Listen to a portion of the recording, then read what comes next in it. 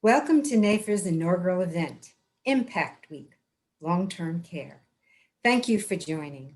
I'm Carol Golden, Executive Director of NAFER's Limited and Extended Care Planning Center, or LECP for short. We would like to thank our Limited and Extended Care Planning Center sponsors, the Intercompany Long-Term Care Conference, ILTCI, One America, Certified in Long-Term Care, CLTC, Life and Annuity Certified Professional, LACP, Mutual of Omaha Mortgage, Advanced Resource Marketing, LTCI Partners, Senior Marketing Specialists, Legacy Shield, Genworth, and Penny Insurance for funding and supporting this event. We hope you will take away and take full advantage of this three-day event, offering you a unique opportunity to look at the many diverse aspects of extended and long-term care industry. During the next 3 days, we will cover a broad range of topics that speaks to current successes, emerging issues, product evolution, leveraging technology, workflows, and customer engagement. Let me offer a few housekeeping rules. Your microphones will be muted and your camera turned off. If you have a question for a presenter, please list it in the chat function, which will be monitored by a NAFA staff. If time doesn't allow for us to ask your presenter your question at the conclusion of the session, you will be contacted directly. I am sure, like me, you would like to spend as much time hearing about the presenters, so we won't be reading bios. The bios for each presenter can be found on the registration site at lecp.nafa.org/impact. During this 3-hour compact schedule, there will be a few 3-minute breaks between sessions for you to get some water or move around a little bit. This uniquely challenging year has led to a heightened awareness of the need to plan and fund care. Every American seems to have a story to tell about the impact that extended or long-term care has had on them or on family or friends. Small and large towns, cities, counties alike are looking to you for information and help. Regardless of your level of experience, we hope you'll discover something new over the next 3 days that helps you to help them. So let's get started with our executive leadership panel. Kevin Mayu, CEO of NAFA, will be our moderator.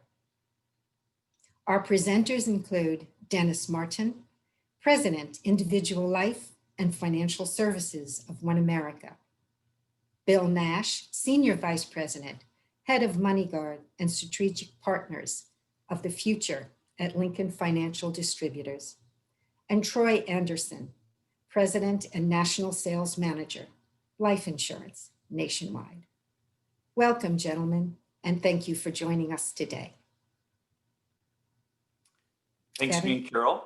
Appreciate you having us here today. And I want to thank everybody for joining us for our very first LTC month as we have our Impact Week to celebrate long-term care. This is an investment you're making of your time, and we're going to do our best to make sure it's well worth every second of it throughout the course of today and the next 2 days to come.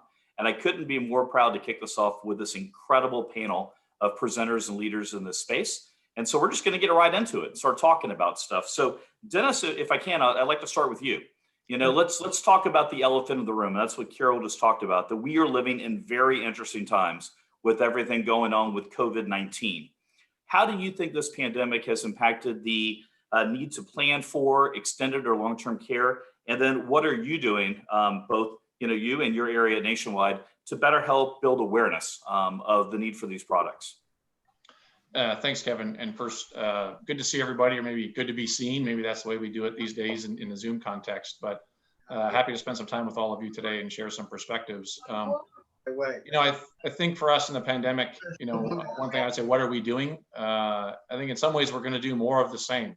A big focus for us has been to be out there and educate mostly focused on advisors and how do you have the conversation? How do you stimulate people's, not just their interest, but actually their need to act on take care of the long-term care risk. That's something that we've been doing for a number of years now at some of our care solutions universities, where we bring advisors in, and a big part of it is obviously product training, but probably a larger part is how do you have the conversation? How do you introduce this into the discussion?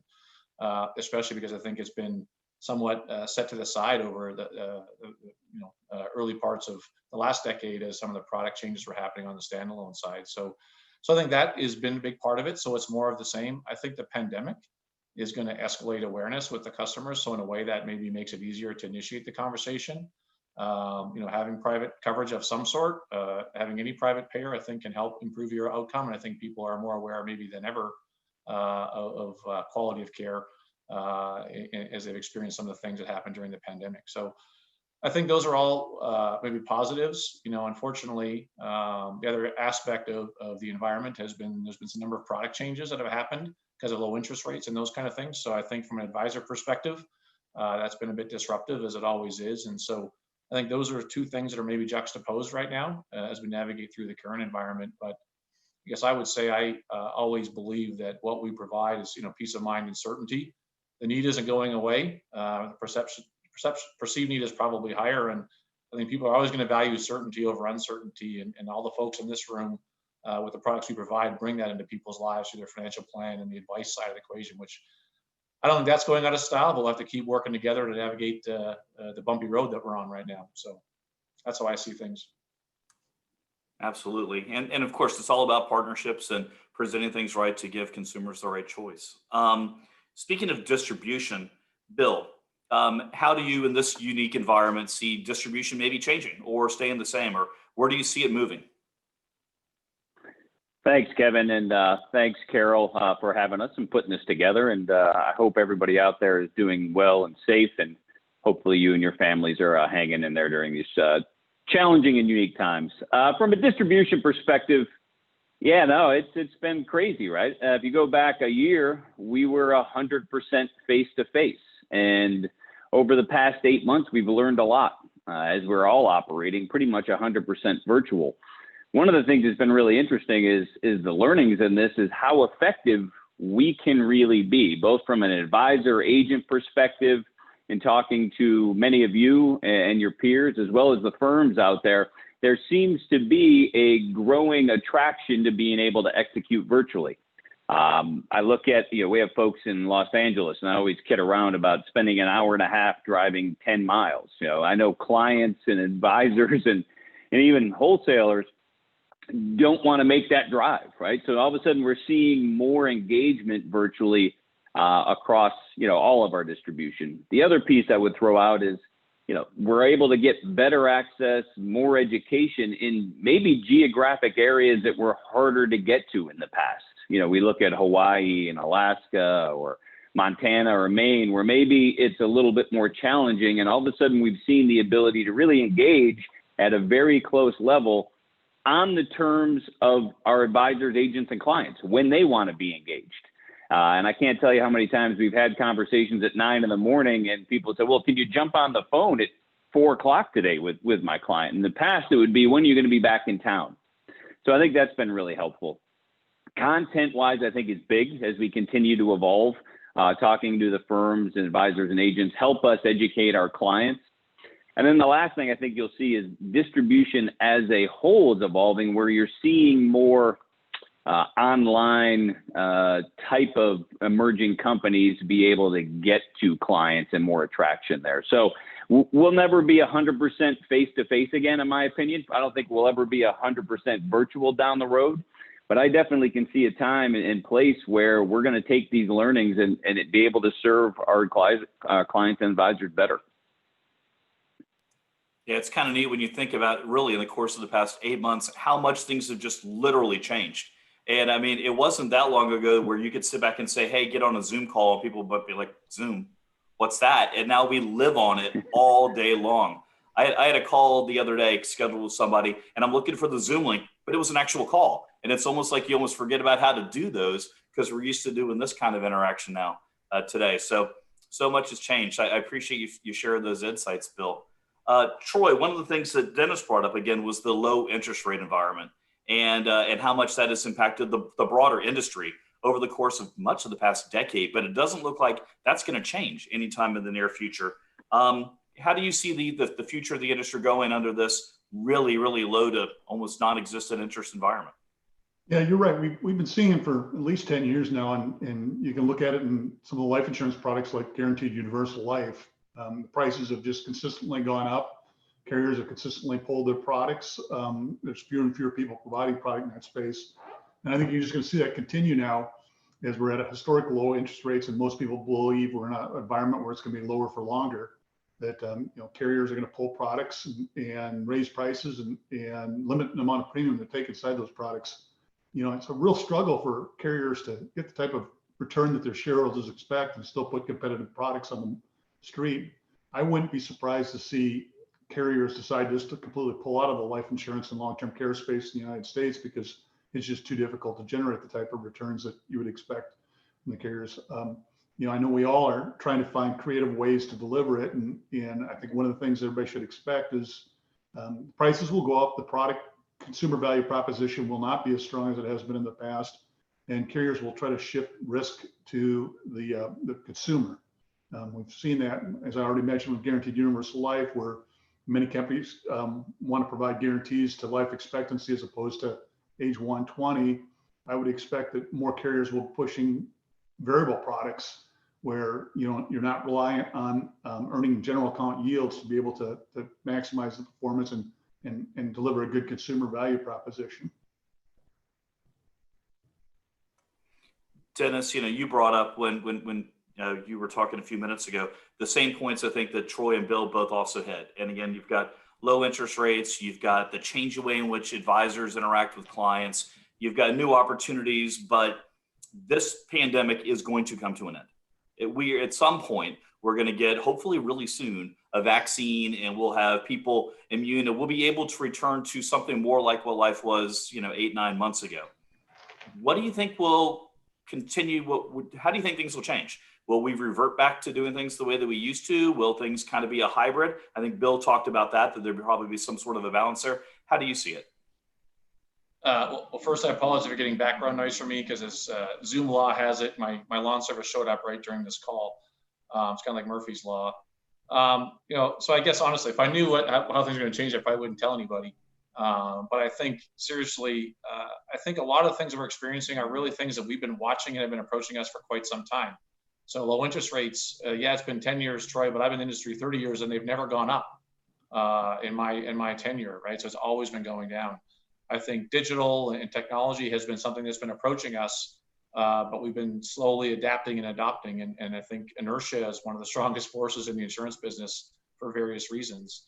And I think what we find now is literally we're all in the same place at the same time, having to adopt change. And I actually think that is an awesome opportunity for the industry to move ourselves forward, where we literally all have to go at the same time and move ourselves forward. So I think we're not going to go back all the way. I guess I would say what I believe steadfastly is the need for a person and advice is a key part of our business. That's never going to change in my career.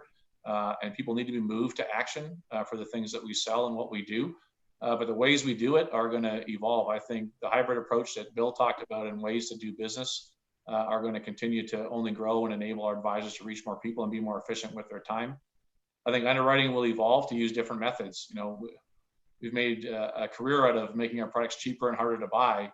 And I think we have to go back to the direction, make them easier to buy to cover more people. And maybe in the long run, that means charging more money because that's kind of how insurance works. You get what you pay for in the long run. And so I think there's opportunities for us, and certainly low interest rates are going to be part of that.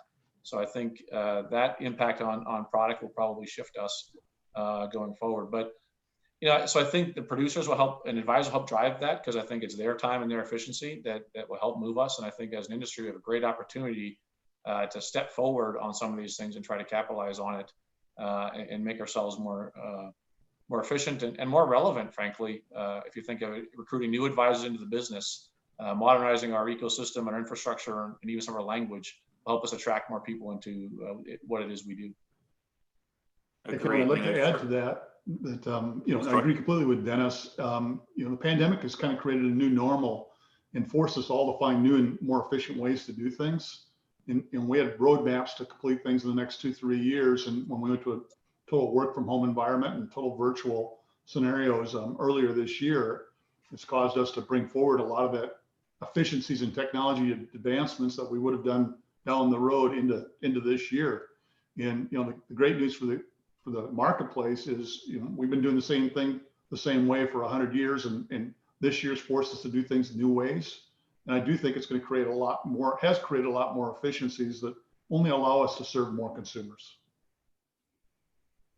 Agreed.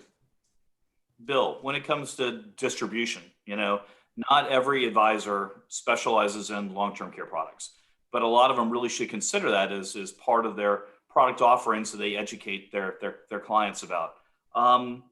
What are you doing to better help educate the general larger distribution stream about the need for extended and long-term care products, and what can advisors better do to, I guess, consider it as something to talk to their clients about? Yeah, it's a great question. Before I joined Lincoln, I was at a big warehouse for 9+ years in the asset management and the annuity business. And the big joke was nobody wakes up thinking about this stuff, except maybe a few of us on the call, right? And in talking to our distribution partners, they know they want to talk about this or need to. It's interesting, in most surveys that any firm or distribution does, long-term care or a healthcare event usually is number one or a close number two in terms of the biggest concerns that are out there. So we have a little bit of a disconnect. And some of that is, I've had advisors say, how do I go back to a client that I've had for 15 years and bring this up because I should have spoken about it before? And I think this environment helps create a catalyst to do that. Overall, I think education is a big part of that. How do you start having the conversation? And one of the things I think this pandemic has done is, one, bring more awareness to the long-term care need, particularly what's going on in nursing homes. Secondly, has created a triggering event to have a conversation. And we've lacked that in our business. You buy a home, you get an email or a letter saying you need term insurance, right? You have a child, there's another triggering event. When you retire, you get something else. There's nothing around the idea of long-term care. So a couple of things we've been doing and continue to do is, one, talk to the firms and our distribution partners about building this into a normal retirement plan discussion to make it a normal conversation. Two, arming advisors, agents with the tools to have those conversations. Which questions do I ask? Who's going to take care of you? And help provide the resources to be able to do that.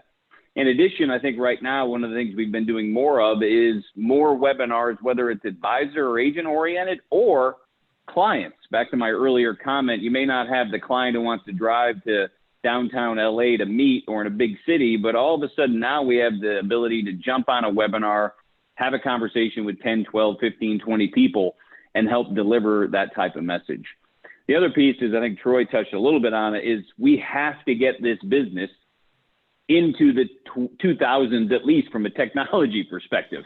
We don't make it easy to do insurance in general, not to mention long-term care. And I think one other benefit, I think, of the pandemic, if you can say that, is the move and forcing of the use of technology, e-delivery capabilities, more engagement there. Everybody had it on the radar to want to do, but not until it was needed did we actually execute. So I think education's big, working with the distribution partners in terms of prioritizing and getting a triggering event. And then, again, investing in technology and distribution to make it easier to have that conversation and maybe help embed somebody to assist them in that conversation. All really good points. And, I know that, this has really forced a lot of change, like you mentioned, on so many different levels. And one of the things that NAIFA's been involved in is working with the different state insurance commissioners to help them update and modernize regulations. So again, advisors can actually do business in different ways, particularly virtually with clients more and more. It's just amazing how archaic some of those regulations were in our states. And so I think this is helping elevate things across the board. So it definitely, it's crisis does give you an opportunity to think differently and to innovate. And this is certainly a positive byproduct of the pain and suffering that we've all gone throughout this pandemic. There's the old saying, Kevin, never let a good crisis go to waste, right? And That's right, there are that's right. some things we've been able to pull out of this. That's right. I think that should be Rahm Emanuel's banner quote. We should sell that on t-shirts, make a little side revenue. That'd be good. Troy, throughout the past couple of decades, there has been some evolution in different product lines. And there's been an opportunity for advisors to kind of get creative and figure out the right solution for their client and their client's unique needs on things over time. But I also know that when you get to a lot of different customizations, sometimes products kind of get skewed a bit. Do you think with everything going on, all the stuff we've talked about, the low interest rate, the different challenges we're facing today, that we will continue to offer a good amount of customization available for clients, or is that something you think will become a little more simplified moving forward? Well, consumers have been pretty clear that our products are way too complex. And, I think most carriers are trying to figure out ways to make the product simpler. But at the same time, we have to have a differentiated value proposition or features that separate us from the competition. Consumers really don't know what products, life insurance and long-term care products should cost. And as an industry, we spend way too much time trying to differentiate those products based on a bunch of numbers on 40 pages of paper. And consumers really don't understand that, don't get it, and don't care about that. What they really care about is what's it going to do for me, what problems it's going to solve. And so at Nationwide, we're trying to figure out how to make our products simpler, how to be easier to do business with, and how to have some features that consumers really want, like our indemnity style long-term care riders. It's good. Making things simpler or more complex as technology does sometimes. As we were all talking about, trying to get virtual backgrounds to work and what happens when you move a little bit too much and all that. Technology can be great, but technology can be challenging sometimes, especially with dial-up connections or whatever else you might be using in different parts of the country just to get access to the internet. Dennis, how do you see technology impacting opportunities for us to expand and to be able to offer more products to more people? Yeah. Again, I sort of feel there's probably more of the same. I think maybe picking up a bit on the conversation Troy just had there, I think sometimes you have to be cautious between, customization or complexity and flexibility is also important. I mean, a lot of people have different positions they're in. So I think that's part of how do you make the process simple, even if you have flexibility in your products for the clients to make choices. So, I kind of sort of think it's simply, how much do you think you need and what do you want to cover? And how do you want to pay for it, right? And so lots of those things can be different depending on where people's financial position is. So I think there's a balance between simple products and simple process, and I think technology is a way to help enable that. So you can you don't throw a 40-page illustration out and say figure this out. If you think more of, or you send an application out that's fill out all this stuff. I always think of, if you ever use TurboTax, probably everyone has. When it first came out, it was basically a form filler, right? You took the old antiquated form and you just typed it in, and it was nice because you didn't have to have good handwriting. Now it's an experience, right? You don't see the complexity that's underneath it. You just kind of go through a process. So I think those are the kinds of things that we can potentially do to help enable advisors, not just to help solution it, but also make it a better experience for the customers and enable them further. So I think there's tons of opportunity. I think some of that is shifting from the inside out views that we've often brought to the outside in view of, we've made things electronic, which meant faster for us, less paper, no mail time. But that was a sort of antiquated view. I think looking more outside in is a way for us to really leverage technology and can help deal with some of the maybe necessary flexibility that we have, but still keeping the processes simple. And again, I go back to the earlier part. We got to get relevant for the advisors of the future because they're coming in. I'm sure they scratch their heads sometimes when they start in these careers. Agreed. Hey, Kevin, one quick follow-up on that. I think as we think about this industry and making it easier to do business, right? Whether that's technology, whether it's simplicity in product, one thing I think is important we all have to do is making sure we continue to educate clients in a client-friendly way. We tend to use some terminology that gets really out of whack and gets very confusing to financial professionals, not to mention to clients. This environment, both interest rate wise, COVID wise, will create the environment where there's product creativity, which I think at the end is good for clients. Our challenge in that is making sure we create value propositions that people can understand and can easily communicate, We do business roughly with 1 out of 10 advisors we could do business with, or an agent. So that means there's 9 out of 10 who are not doing business because of some reason, right? And some of that might be value proposition. Some of it may be confusing or not easy. So we got to keep all of that stuff in scope. 100%. If Bill, sticking on distribution and communication, if you're talking to a room full, well, you are right now, to a couple of hundred producers, and there's going to be a couple hundred more that'll see this in archive form. What do you do to better, I guess, enhance them making sure that they integrate a conversation about long-term care insurance with their clients as they consider all the different types of risk protection products that might be appropriate for their clients' futures? Yeah, I mean, I'll take a step back and say, first and foremost, having worked with advisors and agents for close to 30 years, one of the things that I always ask is, do you want to grow your business? And most go, yeah, I want to grow my business. And fundamentally, there's only 4 ways you can do that. 1, you need more clients, but the industry tells us net, by the time you lose one and pick one up, it's usually under 1 on average. Number 2, you can get more assets or more stuff from your existing clients. And most advisors and agents will tell you, I have all the assets. I don't think that's always true, but that's kind of the thought process. Number 3, you can charge more on what you do, which in this regulatory environment, probably going to be a challenge. And the last one is to add a business or service you're not currently doing. And that's where long-term care, life insurance, mortgage, fill in the blank, to really help do that. And then when you go there, it's a matter of, 1, how do I do that?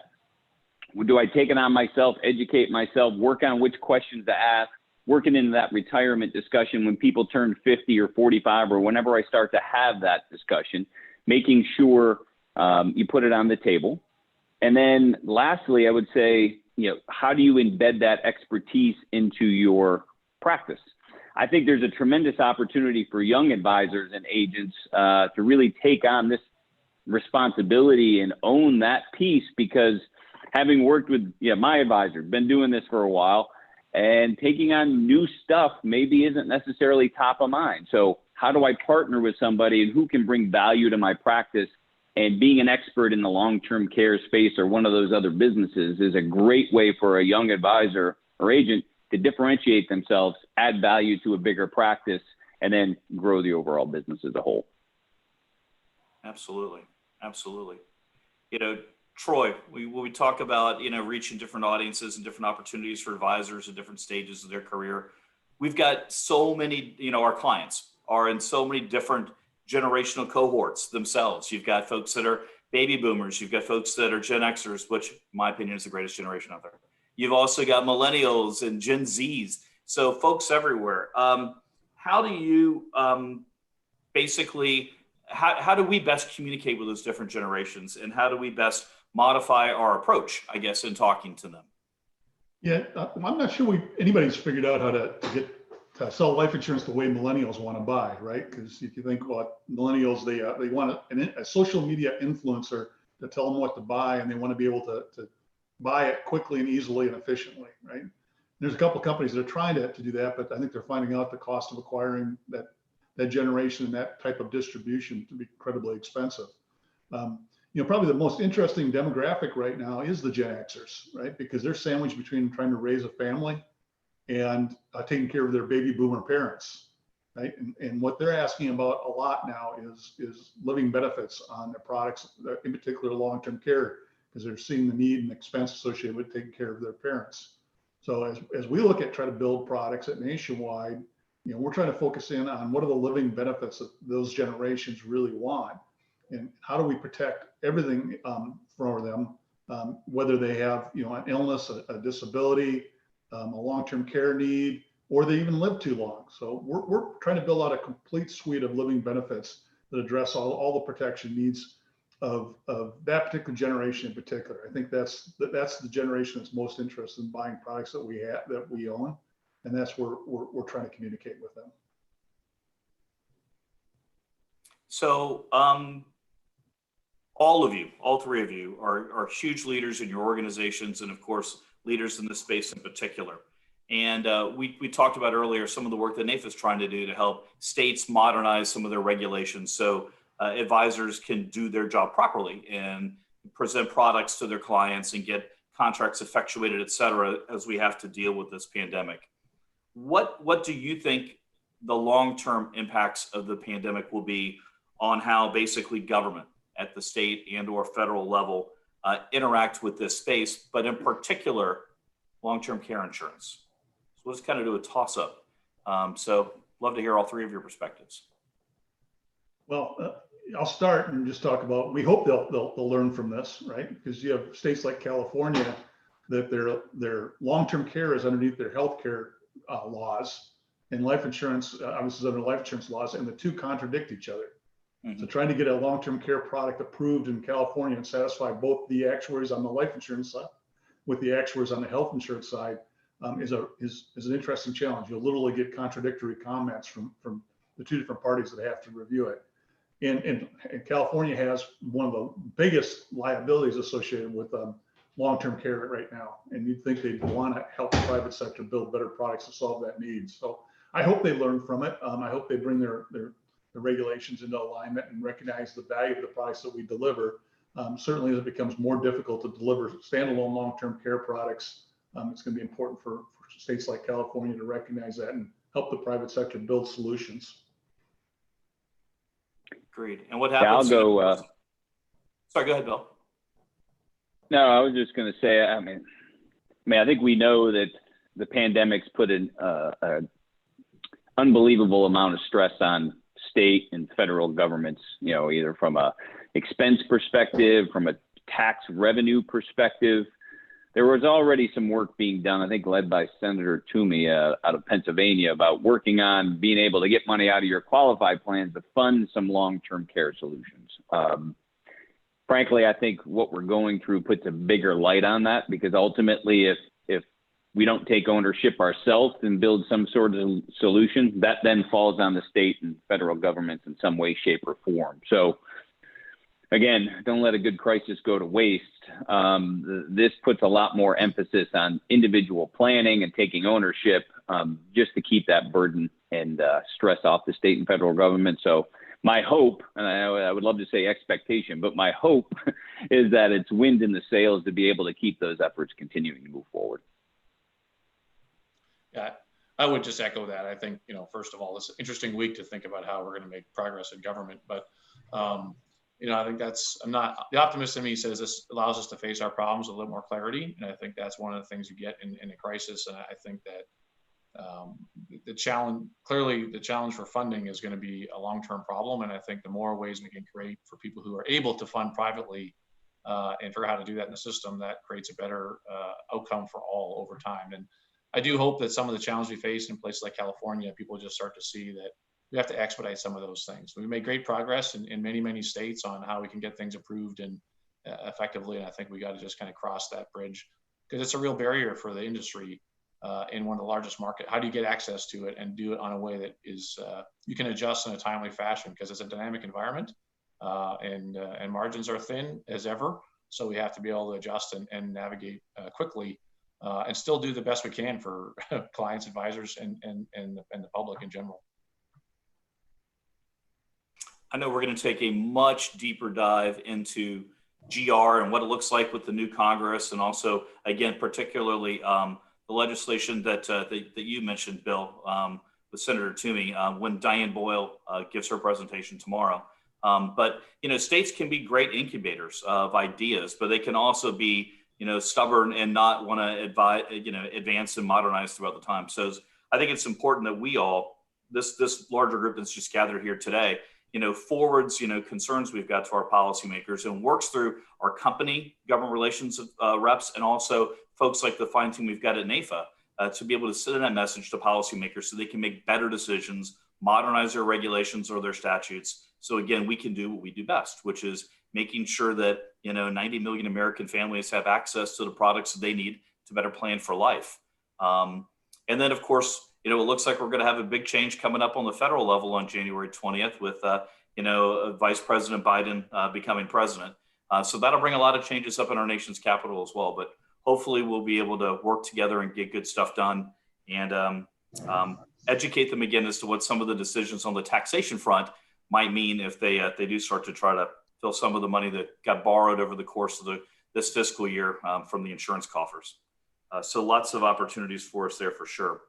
One of the things that I think our industry is really beginning to notice and trying to take a much more active stance in is doing our best to reach out to people of different backgrounds, to make sure that Americans of all stripes, all different ethnicities from all different walks of life have access to good advice and to the products that they need so they can be financially secure throughout their life. And with that, there's a renewed interest in the industry with the companies, as well as different groups within the industry, such as the American College, ACLI, NAFA, and others that are trying to basically help correct some of the racial financial inequality issues that are out there.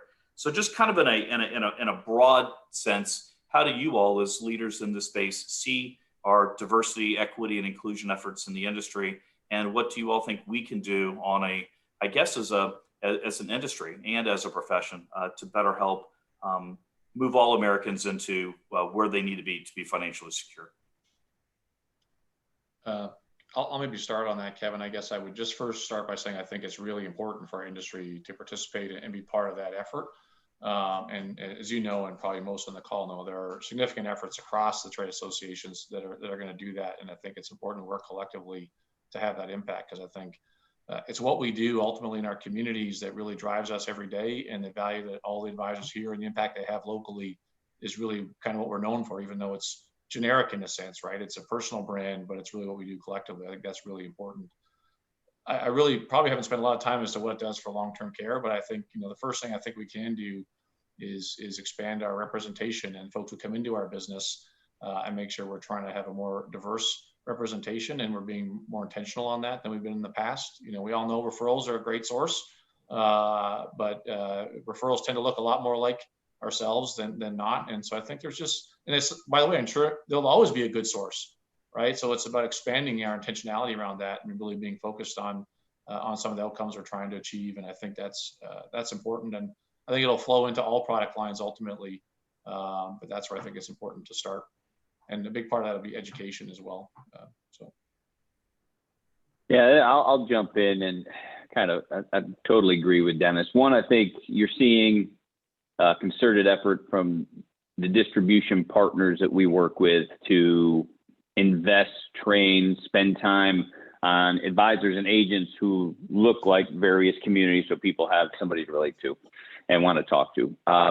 Secondly, the education component that exists that are a little bit more targeted in our efforts, and some deeper conversation around financial literacy as a whole. Third is what we do at the corporate level. And as Dennis said, I think there's a bigger move throughout our industry at this point, whether it's trade associations or the actual firms, to put things in place that are measurable with designed outcomes to help improve that situation. And then lastly, I would say we all have that responsibility, right? I mean, there's stuff you can do at the corporate level, but all of us, somebody helped us get to where we are in our careers or helped invest in us. I'm a firm believer we all have that responsibility to pay it forward and spend time, whether it's being a mentor, help educating, help bring people and make it a little bit more welcoming into our industry to help those efforts. So I think there's 4 different things you see going on. Yeah, and I'll just simply agree with Bill and Dennis that people want to buy products and trust people that look and look like them and they can relate to. And we've worked very hard to try to bring diverse advisors into our business. In fact, I believe the majority of our sales today are coming from diverse advisors. And it's interesting, their base, their ethnic groups are people that really, really value what we manufacture. So it's been an exciting trend for us nationwide for the last 5 to 10 years to see how much diversity has played in driving our sales results. That's incredible. And, so many communities haven't had access to good advice for such a long time. And it's good to see the industry rallying around understanding the needs to reach into different pockets, to do like what you said, Bill, finding people that more reflect that client base to be the people to interact with them. I think it's good that we're stepping up and taking a leadership role. And I think you all and your companies and your colleagues out there should be commended for that great work. Troy, going back to you, if I might, do you think any of the products that we sell might evolve and change as we try to reach more discrete communities that are out there in society? Yeah, it's the products will evolve, but specific features of the product are interesting to different diverse communities. So for example, you can collect the benefits on our long-term care rider even if you're not in the United States. And we have ethnic groups that are multi-generational, and it's not unusual for the elder generation to go back to their home of origin and receive their long-term care needs there. They are huge consumers of our long-term care rider just for that very specific reason. Dennis, you have anything you want to add? No, I think that I think as you expand, it's just probably, consumer preference is always going to be part of the equation. I think you just have to navigate across the other dimensions we talked about with interest rates and some of the product structures that are going to exist. So I think there are many different sort of cultures that there's some cultures who are very strong guarantee preferences. I like guarantees. I like to know certainty. Others may be more flexible, but I think there will be lots of opportunities. I do often think back to earlier, it's how we reach those people and how we educate them. I think we probably have enough flexibility already, and certainly we can add certain features. So I think those are things that we'll respond to. But I do think it's reaching those communities and extending into them. And I think the things we talked already to help us do that will help us penetrate that. One of the things I would maybe offer on this topic that we didn't share before, but I think is true, is it's going to take more than we've done in the past. If this was commercially, we live in the United States, so I think if this is commercially viable and easy, it would already be happening, right? So I do think there is work for us to do to understand how we need to do things differently and invest. And that's why I think there's some of the collective efforts to figure out how we create access and do some of the things that are needed at the industry level, I think are going to be important. Bill, when it comes to advisors, one of the things you mentioned was mentoring and reaching out and maybe finding someone that you can help guide along. How do you think we can do that a little better within our space, particularly to advisors that might, not look like the four of us? Yeah, I mean, it sounds easier than it is, but I also at the same time say you'd be surprised at how much effort it doesn't take. It's a matter of picking up the phone and reaching out to, we all been doing this for quite some time, right? Yeah, well, number of years of experience. If you added up everybody on this call, it would be overwhelming, right? So, centers of influence at partners you work with or friends you have, just say, hey, is there somebody out there that you think would benefit from having coffee once a month? Or I did a WebEx this morning with somebody on our desk who's African-American, great, tremendous talent. And, it was just a matter of picking up the phone and saying, hey, do you want to just get together every once in a while? And unfortunately, I think when you're either younger or, the environment maybe isn't as welcoming, if I can use that, you're probably not going to pick up the phone to reach out to somebody and say, hey, Kevin, can you help me? Or, can I bounce some stuff off you? So I would just challenge everybody to, take the time to make 2 or 3 phone calls to some individuals. I think you'll be pleasantly surprised with the results and who takes you up on that. And it doesn't have to be a earth-moving event to continue to move this forward in small bits and pieces by all of us make really immense impact. That's right. How do you eat an elephant? One bite at a time, right? Mm-hmm. So progress is good. And even if we'll take an inch at a time, eventually we'll get there, which is great. One of the things we talked about, probably going back 20, 30 minutes ago was technology and how much things have changed because of COVID and how we interact with each other and we interact with our peers and our clients. How do you all see this? Do you think that customers will be more and more comfortable doing things online and using technology to fill out applications and to get policies delivered, et cetera? Or do you think they're going to look for, again, going back to more the across the kitchen counter type conversation or somewhere in between? Curious as to all three of your thoughts on that.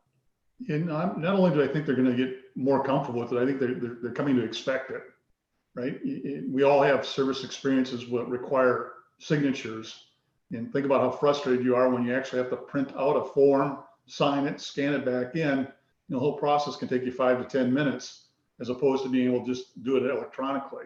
And so I think people are starting to expect that, you know, this should take seconds, not minutes or hours. And the life insurance business, unfortunately, takes weeks. And so the consumers are willing to give up some privacy, willing to give up some face-to-face time to make the whole process go more smoothly. And I do think that this industry is going to be dramatically different in the next 18 months, where carriers will be able to deliver policies within seconds of the application being completed. At Nationwide, we have a roadmap to do that. I think almost everybody has some form of roadmap to do that. And consumers are just going to expect it. I mean, just everybody needs to think about their Amazon experience. It's just so easy that you do it every day. Our business has to become almost that easy. Let's just hope Amazon stays out of the insurance business. Don't bet on it. You know, we all know Yeah, who's exactly. going to disrupt our industry, and it certainly could be a large tech firm like that. For sure.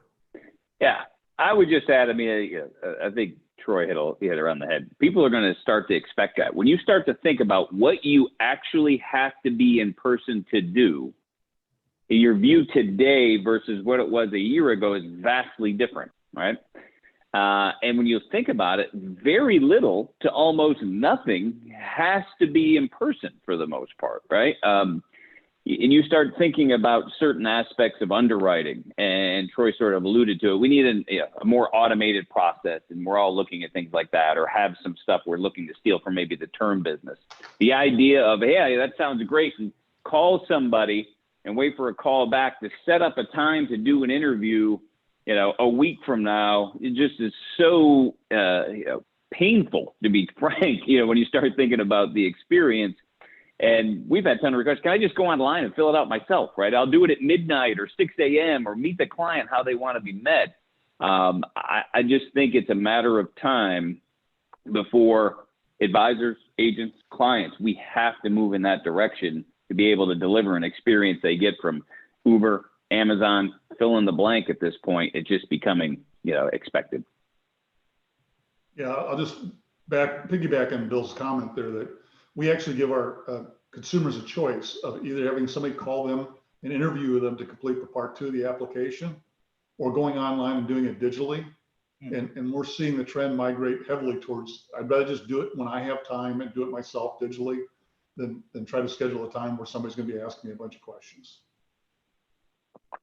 And think about it, you know, we've gone in that direction, but think about from an underwriting perspective, like it or not, there's all sorts of information out there about us as it is, right? So the ability to get that information, whether it be, you know, health information, credit card information, can be instantaneous and take the role of doing a lot of that work and finding out what we would need via an interview in many cases to begin with. So Dennis, I didn't mean to interrupt you. No, that's fine, Bill. You know, I agree with all the things you guys are saying. I think, you know, consumers will probably do a lot more than we think if it means convenience and access. And I think they're much more comfortable today. I sometimes try to think of myself as a consumer, as opposed to, you know, when I work, I have all the excuses why I don't do things. As a consumer, I have no tolerance for not being able to do the stuff I want to do. So I think it's important for us to reframe this question sometimes. I think consumers are already, look, some of us probably have adoption in the 80-90% range end-to-end digital in some channels already. So it isn't necessarily a question of the consumer. Sometimes a question of how we're aligned and how we're integrated across our distribution channels and technology. So sometimes it's that, and there's some inertia. I think the opportunities there are similar to what Troy and Bill both said. We'll make pretty significant progress.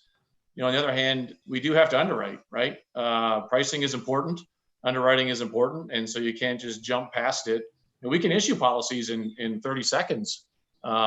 It's more a function of we have to know that the risk selection and the actual, you know, foundations are strong and remain strong, because we're making promises for 40 years and guarantees along the same line. So those things are still important. I don't mean to throw rain on the parade here at all, because I think we have to solve both of those things at the same time. But at the same time, we are having to make sure that the things we do stand the test of time and are robust to make sure we can deliver the promises that we're making. I'm pretty sure that if I asked this question of you guys last year, the response would be a little different than what it would be this year, because the world has changed so much. But, you know, looking into a crystal ball, to the extent we can do that today. Where do you things are going in the space of the next couple of years? What's next? Which space, Kevin? I'm sorry, the limited extended care plating space. Yeah. I'll maybe make some general comments. Happy for Troy and Bill to jump in. I think I said earlier on, I still think that, a big value point for the products that the three of us are probably talking about here the most are the guarantees and the peace of mind that fit in the portfolio. And that's something I can rely on and count on. With low interest rates, those prices go up. I still do believe people value that certainty, but they'll have to make that choice. And I think, but that also leads, I think, carriers into looking at different kinds of alternatives, whether benefit changes or whether there are more variable type solutions, where the other side of our business is tax is a huge part of the equation. And if growth is low inside the product, the tax benefits aren't as robust. So I think things like variable product solutions are things that companies will start to think about to give some upside and risk sharing. But at the end, I still think guarantees are a huge part of the value prop of this, especially with the history of long-term care. And so I think that'll be trying to navigate into that future will be interesting. I think we're in a bit of a disruptive period right now because there's been a lot of change. But I think as things settle out, people come back to see the need, and we'll seek to solution that. Troy, Bill? Yeah, I mean, I'm always an optimist. I believe what we're experiencing will create long-lasting positive returns, meaning product innovation, right? Is Dennis talked about. I don't think it's a secret at this point. We're in the process of after having been asked for 4 years from advisors, clients, and agents for a variable product. If I'm 50 years old or 45 and I need this in 30 years, the market seems to be pretty attractive over that time frame, right? And that's why I truly believe we've only done business with 1 out of 10 folks, just because we haven't had the robust amount of product. We've seen evolution over the past 5 to 10 years, but I still think there's way to go. So I think you'll see product evolution. And I think that's a good thing. The more choice for clients, ultimately we want to have the products to solve solutions and give advisors, agents, clients choice, number one. Number two, technology, we continue to see movements in the right direction because of what we're experiencing and just the way that we're living life on a day-to-day basis. So I think that's positive.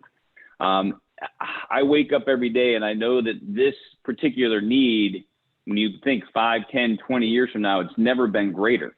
People are living longer. We still have to protect this. We talked about some of the federal and state challenges that we exist. We know that clients wake up, thinking it's number 1 or 2 in terms of the concerns, and we know they're not having those conversations. So tremendous opportunity. And now I think with the support of some of the top-down exposure we're seeing in the media, with some of the work that's being done at distribution partners and our ability to access people and educate through means like this, you're going to continue to see that attention. So my expectations are you'll see more development in the product set. You'll see us engage more advisors and clients and consumers. We need to make this part of their regular conversation. So I'm pretty optimistic on the industry, even though interest rates are a little tough. I do always believe, as Dennis said, there's always going to be a place for guarantees, but I do believe there's consumers who would like a different value proposition, and we've heard that for 10 years. Yeah, no, just Troy? to wrap it all up, I agree with both Dennis and Bill on this, and it kind of encompasses everything we already talked about. With the low interest rate environments, the fixed products could be either viewed as getting more expensive or delivering less consumer value proposition. And it will be really interesting to see which consumers are willing to take on some risk to receive a cheaper product, or the belief that they'll have a better long-term consumer value proposition. Not all consumers are the same, and clearly some consumers will want that. Let's hope the right consumers decide to go that route, and the people that are risk adverse and really do want the guarantees buy the right types of products. And I think we have a responsibility as an industry to make sure that happens. We tend to move as sheep, right? Everybody wants to chase the best looking numbers and chase a product that looks good on paper. And sometimes that's not really in the best interest of the consumer, because price only matters in the value, absence of value, right? And people need to really help their clients understand what is the value that they're buying. Great. So NAIFA itself, I'm going to put on my selfish CEO of NAIFA hat for a second. We've been around for 130 years, and we're the largest professional association in the space. In fact, we're the original professional association in this space. What more can we as an association or our members as individual producers do to better help raise awareness of the need for long-term care products, and also help steer clients a little more towards, again, making the right decisions for them, their families, and their financial futures? So it's a real kind of volley question, but particularly what can we do as a group to help move the needle? I think we just kind of touched on it, right? It's education. It's helping people understand the products that we sell. It's making sure that they look for the value, not the price, right? And understand what it is that they're putting their consumers into. Yeah, I would agree. Yeah, I would say, Go ahead. oh, go ahead, Dennis. I think very much the same. I think first, LACP is a great place to have information, and a lot of people go to get educated.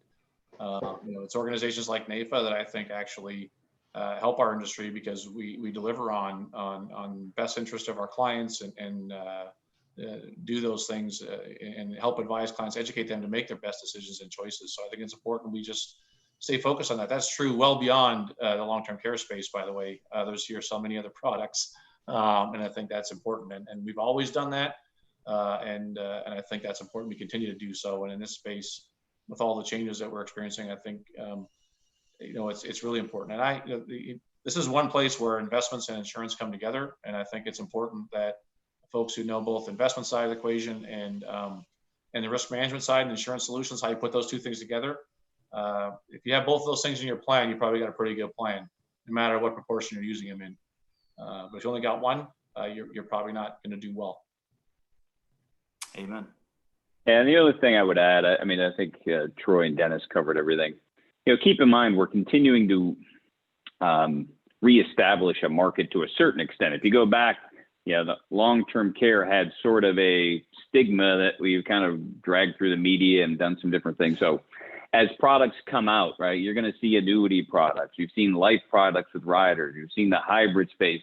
All of that, I think, is really good, just because, again, not every client is the same.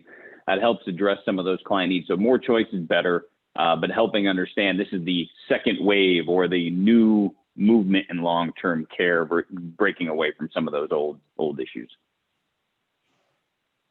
So I really want to thank the three of you for being here with us today. And just like to know if you have any closing thoughts or words of wisdom you'd like to impart on the hundreds of advisors that have joined us here today. Why don't we start with you, Dennis? Sure. Thanks, Kevin. Well, again, first, thanks to all of you for taking your time. I hope that, as we always say at One America, when you take your time, we hope you view it as investment. And I thank my colleagues and my panel here. I think it's been a great discussion. I would just say this. I think that this is an important product line for the industry, and a good time for us to really continue to talk about the value of this product and the need for it in the marketplace. I would say at One America, we're as committed as ever to this product line as a growth product line, and certainly in the current environment, we have to navigate the challenges, but we truly think that this is important for clients to have it, and for you to have as a tool to help solve clients' needs, including for us, the lifetime benefit offering that we think is still important for people to have as an option to make sure they have that full peace of mind and opportunity to cover that. So, I look forward to continuing to navigate through this with all of you, and hopefully next year we can do one of these meetings in person somewhere. But in the meantime, we'll just all keep figuring out how to navigate this environment. And as Bill said, and Troy, we're in a crisis, but I'm optimistic as an industry. We're prepared for these kinds of things, even though we don't know how we're going to get through them all. We know we've got the tools, and we've got the balance sheets, and we've got the will, and we've got the distribution to partner with. So I look forward to the future. Thank you, Dennis. Troy, any closing thoughts? Yeah, no, I just want to repeat Dennis's comments. I want to thank everybody for their time this afternoon or this morning, depending on where you're at. And, there's a silver lining in this year that we've had, this called 2020, and that, there's a lot of things that have come out of it that are going to be real positives going forward, whether it be from a technology standpoint or ability to communicate standpoint, the efficiencies we've built into processes and products that we're manufacturing. So, I know everybody struggled with 2020, but 2021 should be an even better year as a result of 2020. Thank you, Troy. And Bill, closing thoughts? Yeah, just to say, I'll say thank you. I appreciate everybody investing the time, and again, hope everybody is safe. Appreciate the opportunity, Kevin and Carol, for having us on. Yeah, as I said earlier, I'm tremendously optimistic. Very rarely do you have such a unique combination of big need that exists out there where we get to actually do something that is very good for clients. In many cases, they don't even know how good it is for 20, 30 years down the road, and more importantly, their families, coupled with the fact that it's a tremendous business opportunity for all of you. Right? So I think you're going to see continued innovation from a technology perspective, a product perspective, underwriting perspective that'll make the business easier to do and more attractive to more clients. All of us stand ready to help because we're all doing something good for America and clients, which is it's a great feeling. So Kevin and Carol, thanks again for the opportunity. Again, thanks to all three of you. It's been a great conversation today.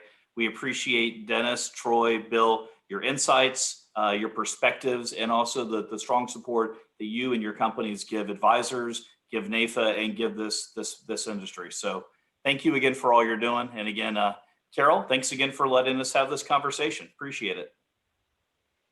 Well, thank you, gentlemen. And let me say that hopefully we will be able to, here we go.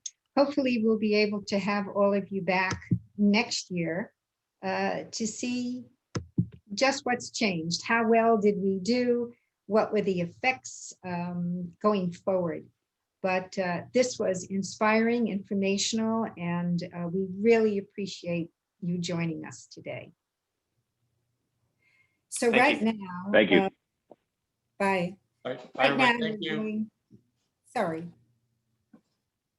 Now we're going to move to a quick 3-minute break because I think you're going to want to hear the next two speakers.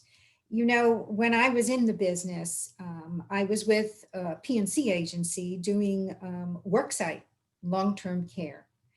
Well, our next presenter is going to tell us about traditional long-term care in a worksite setting.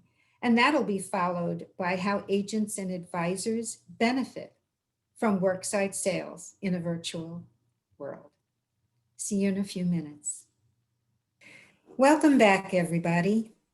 Whether working remotely or back in the office, more and more Americans are looking to their employers for voluntary benefits. Matt Hammond drives strategy and provides field sales expertise to Transamerica's individual long-term care and multi-life lines of business. Remember to please use the chat function if you have questions for Matt. So the stage, or in this case, Matt, the Zoom is all yours.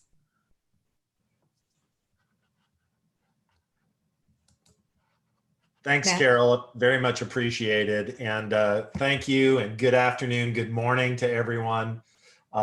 Pleased to be joining you here. I'm going to be sharing my screen here. Yeah, they're all over. Bear with me here, please.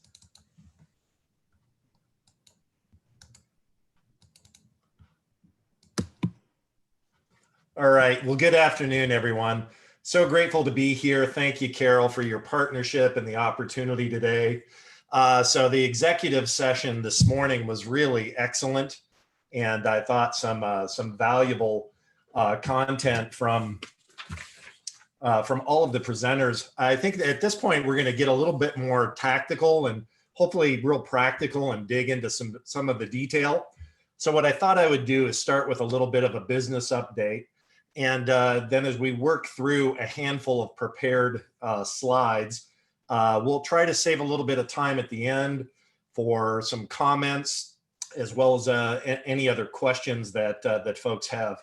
And I'm really pleased to be preceding Denise Gott, who then is going to dig deeply into how they go to market, and she's going to get very tactical at an even deeper level. So despite the challenges of presented in 2020, I'm pleased to report that Transamerica had another year of growth thanks to so many of you. Thank you. I've been really impressed with the engagement over 2020 in what could be a really challenging year. Again, is presenting to be itself another year of growth. So just to start off with a few things, I thought I'd break this into two different sections. First, to talk about the individual line of business, and then we're going to pivot and talk a little bit about multi-life. So just on the individual side of our business, we really kind of break our enterprise into these two major sections. On the individual side of our business here, I'm showing now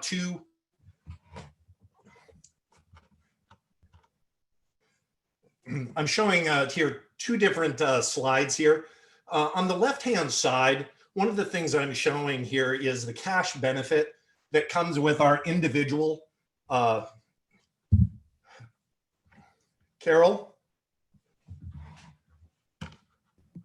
Yes? I'm sorry, is my screen showing here accurately? Yes. I'm sorry, I'm having a little technical issue on my end.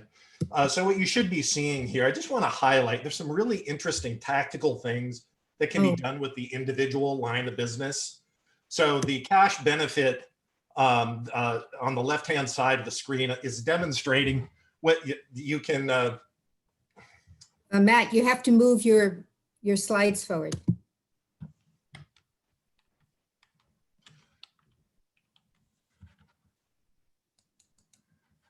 Is that working now? I apologize. There you go. Okay, thanks. Okay. Is everyone able to see? Carol, are you able to see the cash benefit screens? Matt, you're in presenter mode, so if you can go to full screen, I think that should do the trick.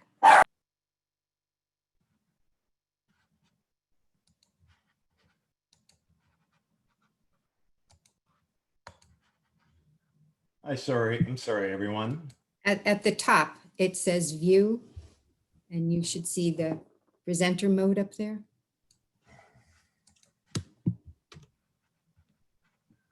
I apologize. Andy,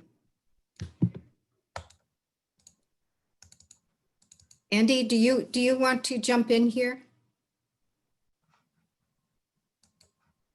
Matt, at the bottom of your screen, there to the bottom right, you can just, yeah, right there. Click on that.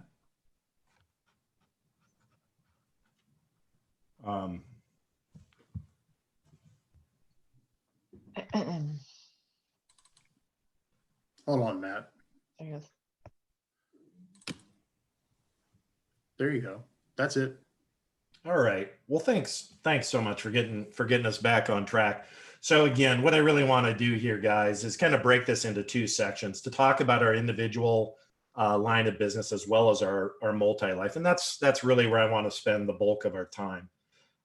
Before I continue the conversation, though, one of the things that I do want to mention and highlight is that our commitment around comprehensive long-term care planning at Transamerica extends beyond our standalone lineup to include long-term care planning solutions that sit on our Term Life platform, also our financial foundation, IUL, and importantly, we have LTC living benefit riders on our TransElite and TransSure products, which are sold through our Transamerica employee benefits lineup.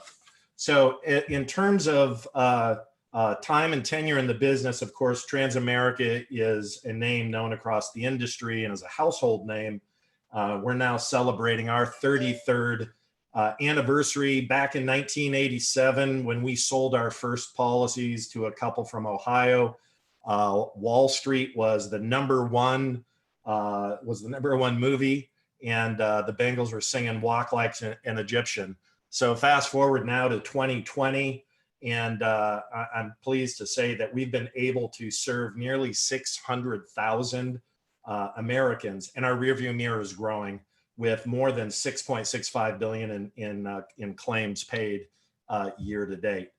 So now, as we continue on here, I just was mentioning, I wanted to highlight a few kind of unique features that are in both of our individual and our multi-life product lines. Cash benefit there is shown on the left-hand side of the screen. And on the right-hand side of the screen, I thought I would just spend a moment to highlight the tailored benefit. I'm showing you these approved materials for a few different reasons. One of which is to underscore that we've spent the last 16 to 18 months really doing an end-to-end refresh of both some of our time-tested materials that have been around a long time, as well as developing a number of new pieces that you can take into the market, many of which are agent and advisor approved, and many of which are also client approved.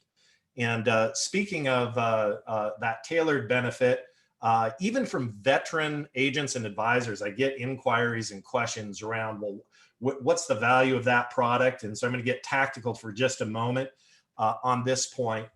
The right-hand side of the screen is illustrating for us kind of what is tailored versus a 3% compound. What's that look like?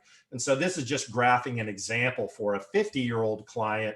Of course, it would be different if you're younger or older, but I just wanted to highlight this. The way in which that benefit option is designed allows that for so much early growth in the benefit amount up to age 61, 5% to 61, and then 3% between ages 61 and 75, that the way that the net effect of that is that this client who's 50 years old is going to have 31 years with greater benefits, and in fact, 19 years with 15% or more benefits. So really a significant value there when you think about thinking about especially younger people that are increasingly looking at these products. A couple of other items that I'll just highlight, and these also can be found on the Transamerica Agent Resource Center. I know many of you are familiar with that. For those of you that are not, the Agent Resource Center, or ARC, can be found at taltc.com, and it's our portal for all things long-term care. These two pieces I'm highlighting are tools and resources that you might find useful, helping clients to consider long-term care as a standalone when all considering and contrasting it against certain single premium products or some of the group life products that are increasingly being sold in the marketplace.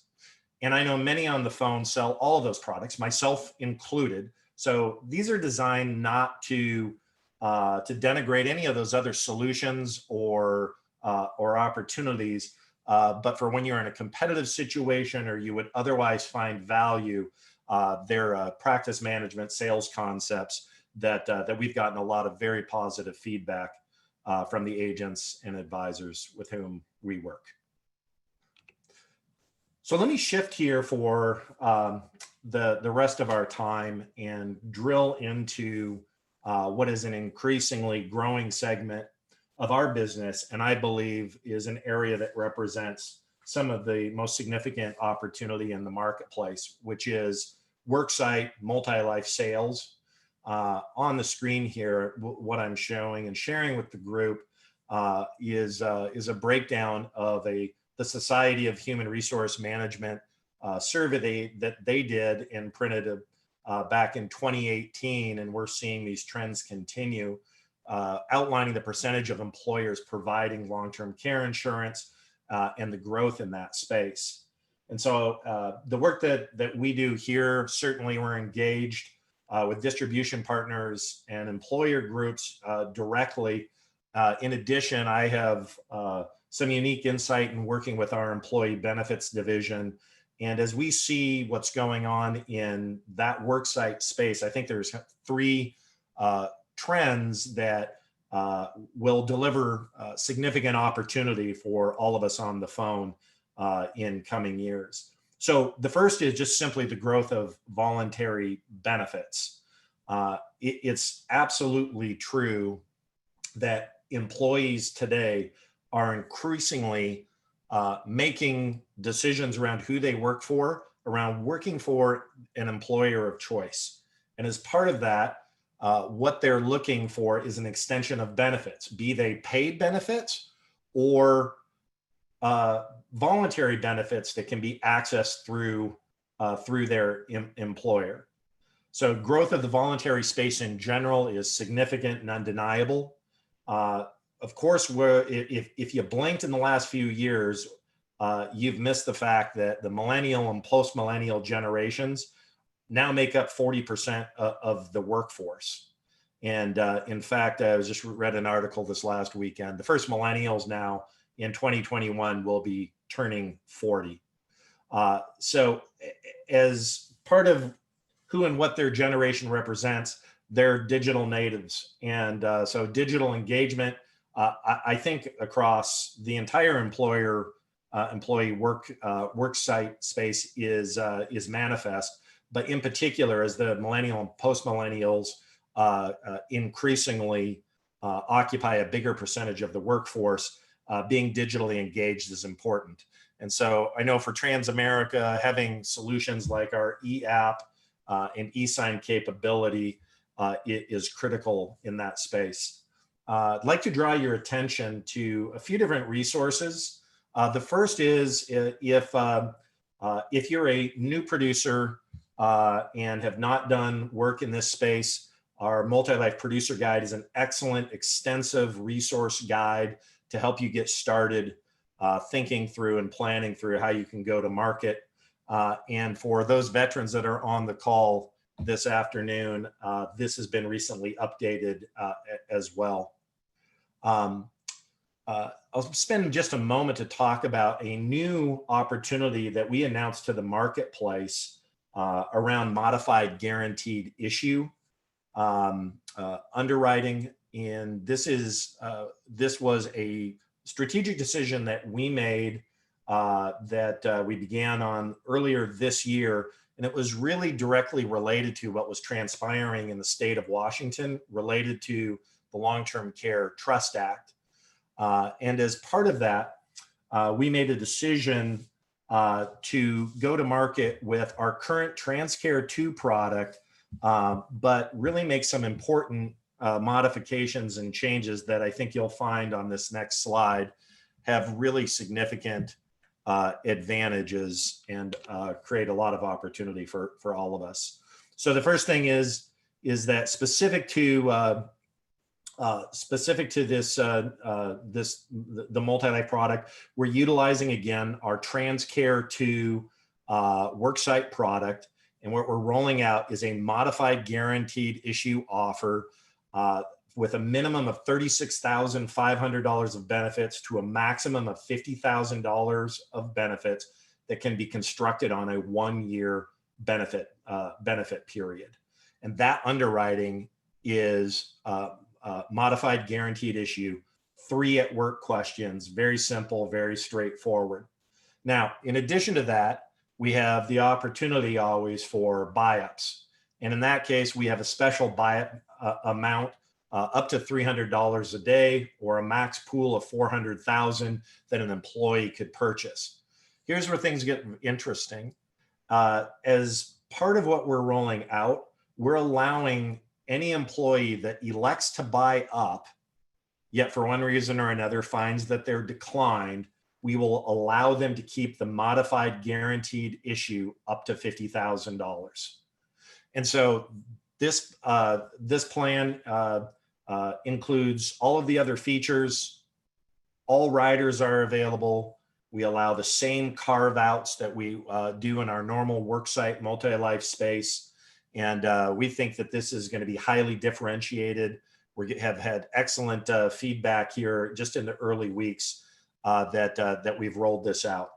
Now, for those of you not in Washington, you might be asking, so why is this so important and valuable for me specifically? So let me highlight the following.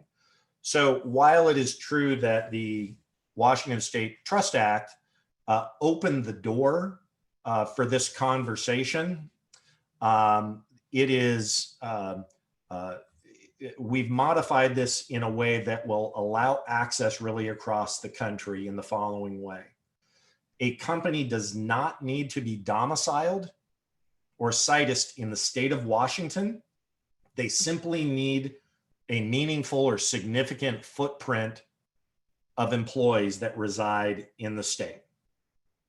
So, providing an example, this is an opportunity that came to us here last week. We had an organization that was based in the Southwest. They had approximately 45% of their employees in Washington, but were again based in the Southwest in a handful of states. So based on the characteristics of that employer group, we're able to extend this offer, including the full modified guaranteed issue, to all employees, regardless of their state.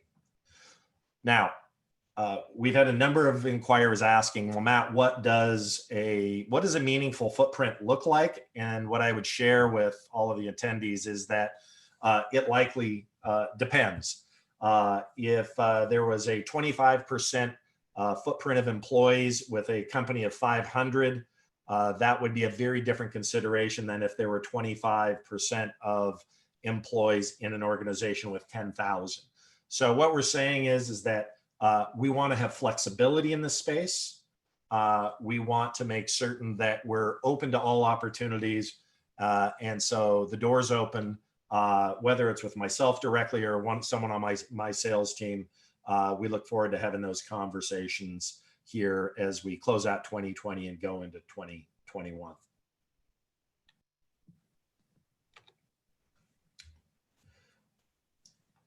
One of the things you may have seen over the course of the last few years is a bit of a rebranding with Transamerica around our wealth and health, which has translated into a number of very hands-on tools and resources that we've curated. And I'd like to highlight a few items if I could here before we close out our time. So we have a guide that I've shared here with many of the leaders in the industry for Long-Term Care Awareness Week in a communication last week, specific to longevity.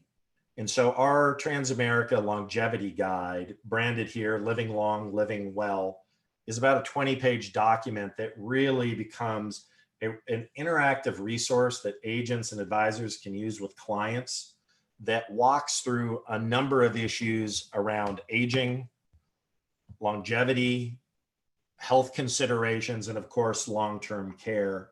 So there's a few pages in particular here that are really focused around long-term care. Some of it very informational, but really at the core, what it is designed to do, it's designed at the core to open conversations. And I'll reflect back on Bill's comments during the executive panel. And this is really about engaging agents and advisors where they meet their client and having candid conversations around what the implications and consequences around living a long life, what those implications and consequences are as we increasingly live longer and longer lives. I'd encourage you, whether you reach out to our sales desk or you're out on the ARC portal, this is one of the tools that is very useful and allows a lot of conversations to be much richer. And then before we close out and open up for a few questions, just want to make certain that all of the attendees that you know how to reach us and where you can find many of the resources you saw here in the presentation. So the first is the Transamerica ARC portal, which can be found at taltc.com. Of course, our specialist desk number there is on the screen. And then two other resources that I'd like to highlight. Transamerica has a caregiving landing page And on that landing page, there's a whole suite of materials, both for agent use as well and advisor use, as well as for use with clients and prospects. I'd really encourage you to go out to that website and find what's valuable and important to you. We've done some standalone sessions with groups where we've highlighted that and have had very strong feedback regarding the content. And then lastly, Transamerica's New Age of Advice. The New Age of Advice is a landing page where we also curate much of the same material, but then share other insights through our work with the MIT Age Lab and others. You can sign up to that and they'll push some content to you. If you are not yet a subscriber, I'd encourage you to go out to the New Age of Advice and become one later today. And so, Carol, I think with that, if we have a few minutes, I'm happy to take any questions and then we can wrap our time. Well, actually, Matt, we don't have much time for, let me just give it a second here. We are kind of out of the time, but I have to say, you used it really to let us see how many changes there are and how things are moving forward. It'll be interesting to see if other states go in the direction of the state of Washington. I look forward to hearing from Denise Boyle tomorrow, who will be talking about the long-term care post-election. So we did get some questions, Matt, but we're going to have a direct contact with those people, because right now we're going to give everybody yet another short break, refill your water, and then come back, because our next speaker is someone that I hope a lot of us know.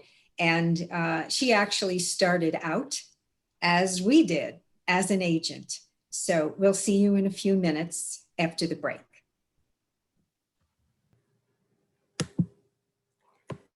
Welcome back.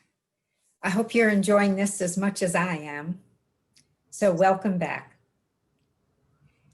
It is my pleasure to introduce Denise Scott, CEO of Axia Partners. You know, many business owners have an increased appreciation for the pitfalls that can come with something we call presentism. And that is people who are mentally absent, even though they're physically at work, because they're dealing with a long-term care incident or some kind of event that is happening in their family or with their friends.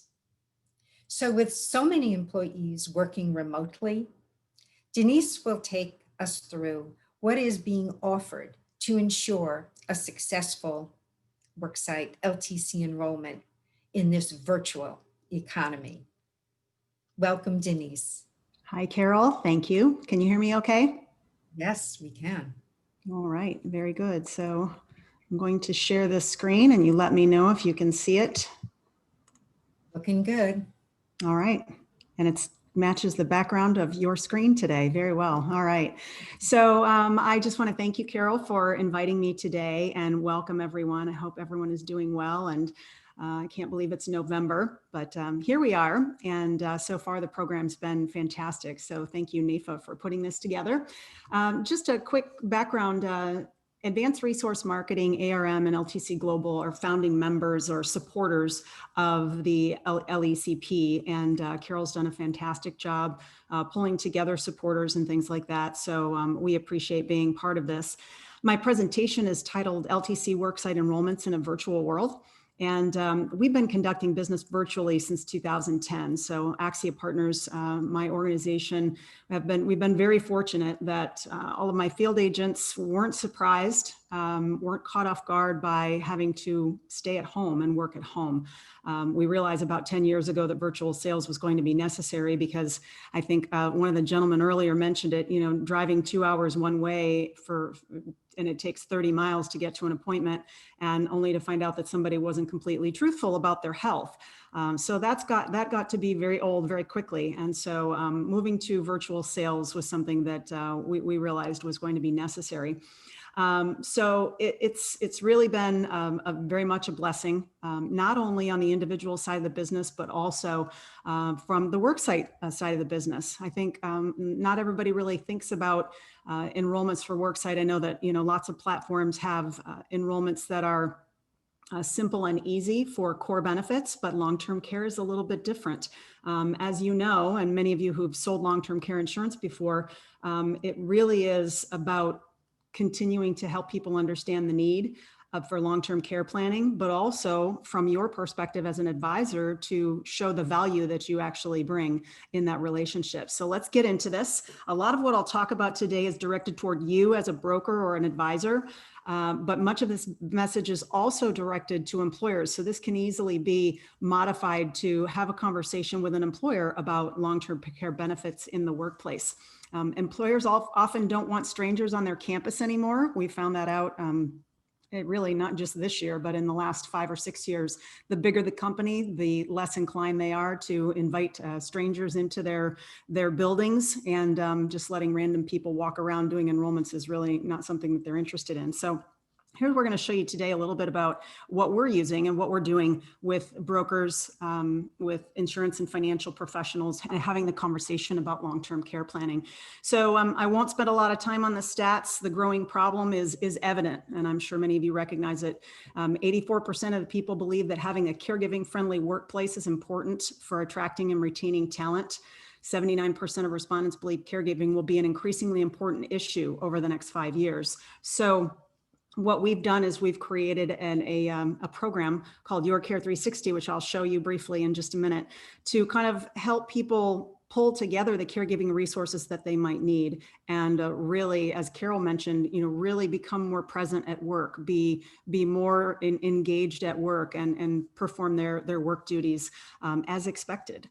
So 10 million people are caregivers aged 50 or older at this point, and they lose more than $3 trillion, that's a hard number to say, $3 trillion in wages, pensions, retirement funds, and benefits over the course of their working lifetime because they are caregivers. It's a tough job. And I'm sure some of you on this call today are actually caregivers yourselves, or you have experienced it. So it's like having another full-time job, and it's very, very stressful, emotionally, financially, physical, all of the above.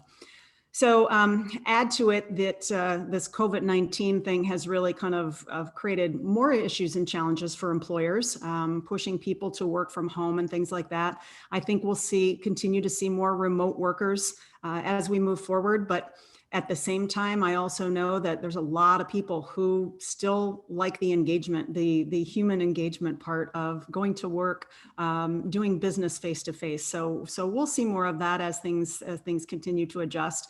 But the benefits suite doesn't completely address care-related issues, not just long-term care for the individual, but the caregiver responsibilities that lots of employees are facing.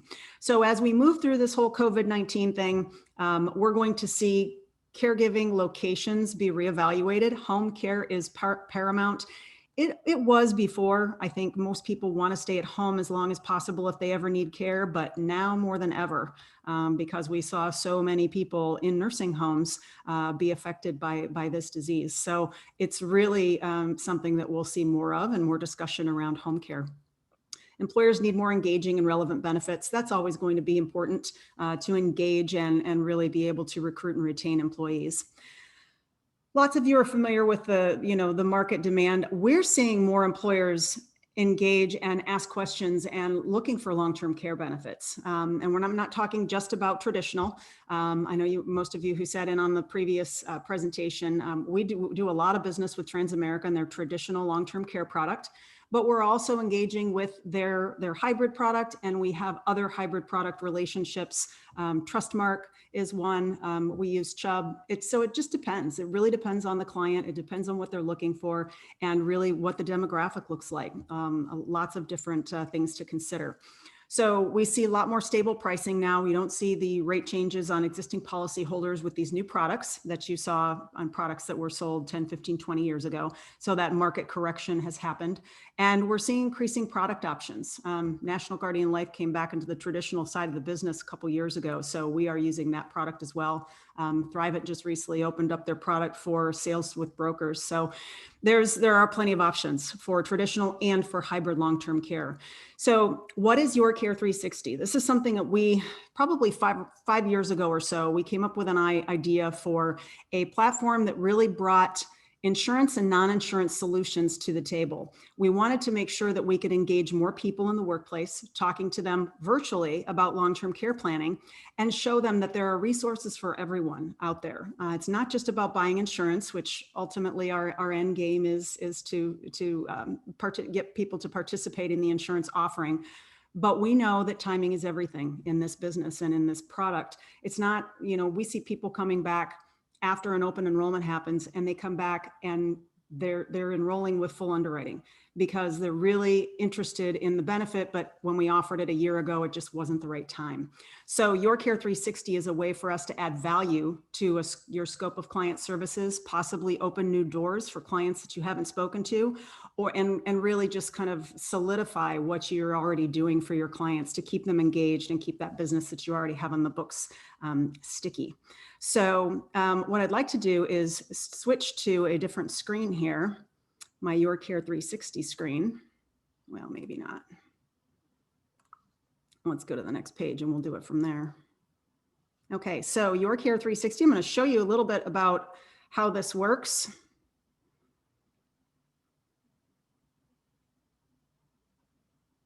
There we go. So Carol, hopefully that screen changed. If it didn't, just interrupt me and let me know. But Your Care 360 is a platform to really help people who are currently caregivers who may need assistance with helping to find someone to take care of mom while they go to work. Denise, are we waiting for the tour to come up? It didn't turn out to be hot. Hang on. Let's see if I can get this to share appropriately.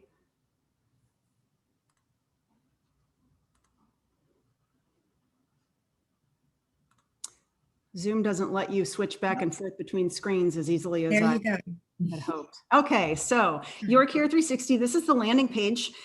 We have partnered with leading providers of services for each stage of the caregiving journey, and it really is about people who might need to talk to a consultant about caregiving. Maybe they need a home health care aide to take care of mom while they go to work. We have legal services, end-of-life assistance, in-home loneliness services, which is really fascinating service that's out there that, think about the number of people that are stuck at home now, not just because they need home health care, but because they can't go anywhere because they're afraid to get sick. So all kinds of different services available here on this platform. This is something that we offer to employer groups, whether someone participates in an insurance benefit or not. We've spent a lot of time, effort, energy, money putting this together because we felt we could get more engagement. We could get more people to come to our educational sessions and learn about long-term care. And by the way, all of those educational sessions that we do, I shouldn't say all, but 99% of them over the last 8 to 10 years in our worksite business has been virtual. We do some live sessions depending on the employer, depending on how many employees are at a location. But for the most part, these are all virtual. And you really can accomplish a lot if you've got a good, solid program and some things that offer value. Not everybody's going to buy insurance. We all know that. But the partner services that are offered here can engage more people, can really bring people to the educational session that are looking for help.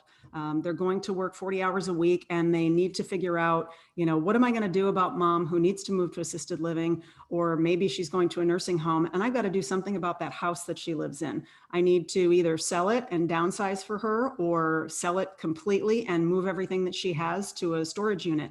Real estate and moving assistance is available here. Oftentimes with long-term care, eventually comes end-of-life planning.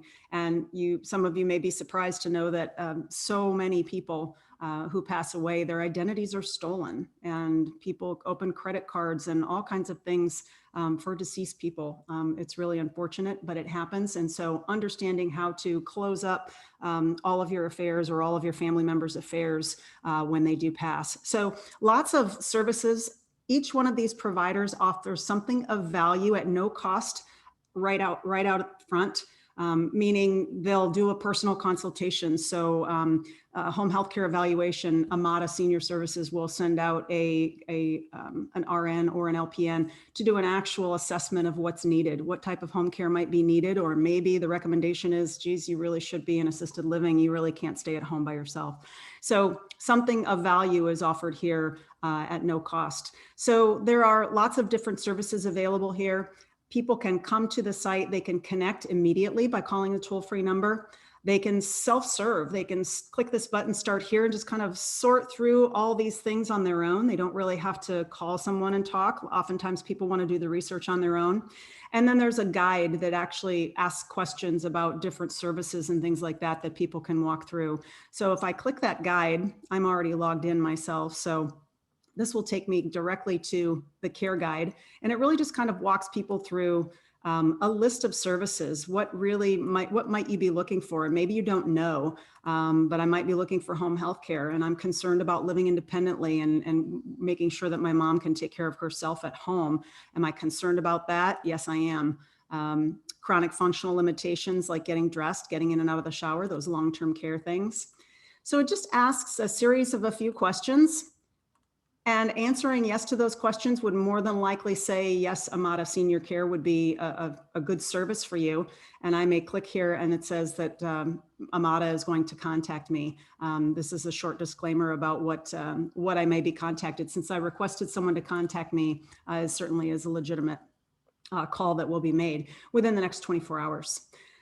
If there's an open enrollment happening, the enrollment page will show up, and we have lots of brokers, financial advisors, benefit firms that work with us. We customize these landing pages so that people can actually see their company name. If someone immediately wants to speak to a consultant, they know they want to enroll in the insurance benefit, they can quickly fill this out and request to talk to someone. There's some quick summaries around the advantages of the special enrollment. As Matt talked about worksite long-term care, there's simplified issue, but MGI in Washington is something that's, it's there now. Transamerica is offering that, and we think it's a fabulous offer and something that, you know, lots of people will be able to take advantage of. So the coverage, portability, tax incentives, the underwriting concessions, discounts, and so forth are all highlighted here. Anyone can watch a quick video about long-term care. What is this? What am I getting into before I sign up for an educational session? I want to see in a quick 2-minute wrap what this looks like, what it is. You can register for an educational session here, and all of these sessions are set up prior to the website launching for the employer group. So any sessions that are scheduled will be listed here, and someone can register. All happens really quickly and easily. We have a whole host of videos, whether it's videos about long-term care, about some of the preferred providers that are listed here on Your Care 360. What about Uniper Care is the in-home loneliness service that's available. And then some real life stories. These are actual clients of ours that have agreed to share their stories and information about long-term care planning. So we also keep information in our press section very up to date. You'll see that the online, we have some other things that probably haven't been posted yet, or maybe I'm using an old link demo. This is a demo link. So there might be stuff that's posted here since June 25th. I'm sure there is. But so that's just a quick snapshot of Your Care 360. Again, it is a platform that we offer to employers at no cost, as long as they're offering a long-term care benefit to their employees. So I'm going to go back to the presentation. And hopefully this will switch over for us. Carol will let me know if it didn't. So imagine trying to source all of these resources on your own while in a crisis. And this is all of the employees we're talking about in an employer group setting. So many of them are caregivers, and they're not willing to admit it to their employer. They don't want it to interfere with a potential promotion. They want to make sure that they can continue working their full-time job, even though their performance might not be as great as it used to be. So this is a place where employees can come and really kind of collect all of the things that they may need as a caregiver and all the resources in one place. Benefits to both the employer and the employee. Of course, enhanced benefit offerings, increase employee engagement. For the employee, really just, helping them find the resources they need so they don't have to go down to part-time or quit their job altogether, and mitigating family care crises, obviously. So we offer a couple different choices. I'm not going to spend a whole lot of time here. I want to show you the process that we use to help you and to help employers move through deciding on what they would like to offer as a benefit to their employees, knowing full well that Your Care 360 is part of that offering. So some employers choose to take Your Care 360 and maybe refine it a little bit.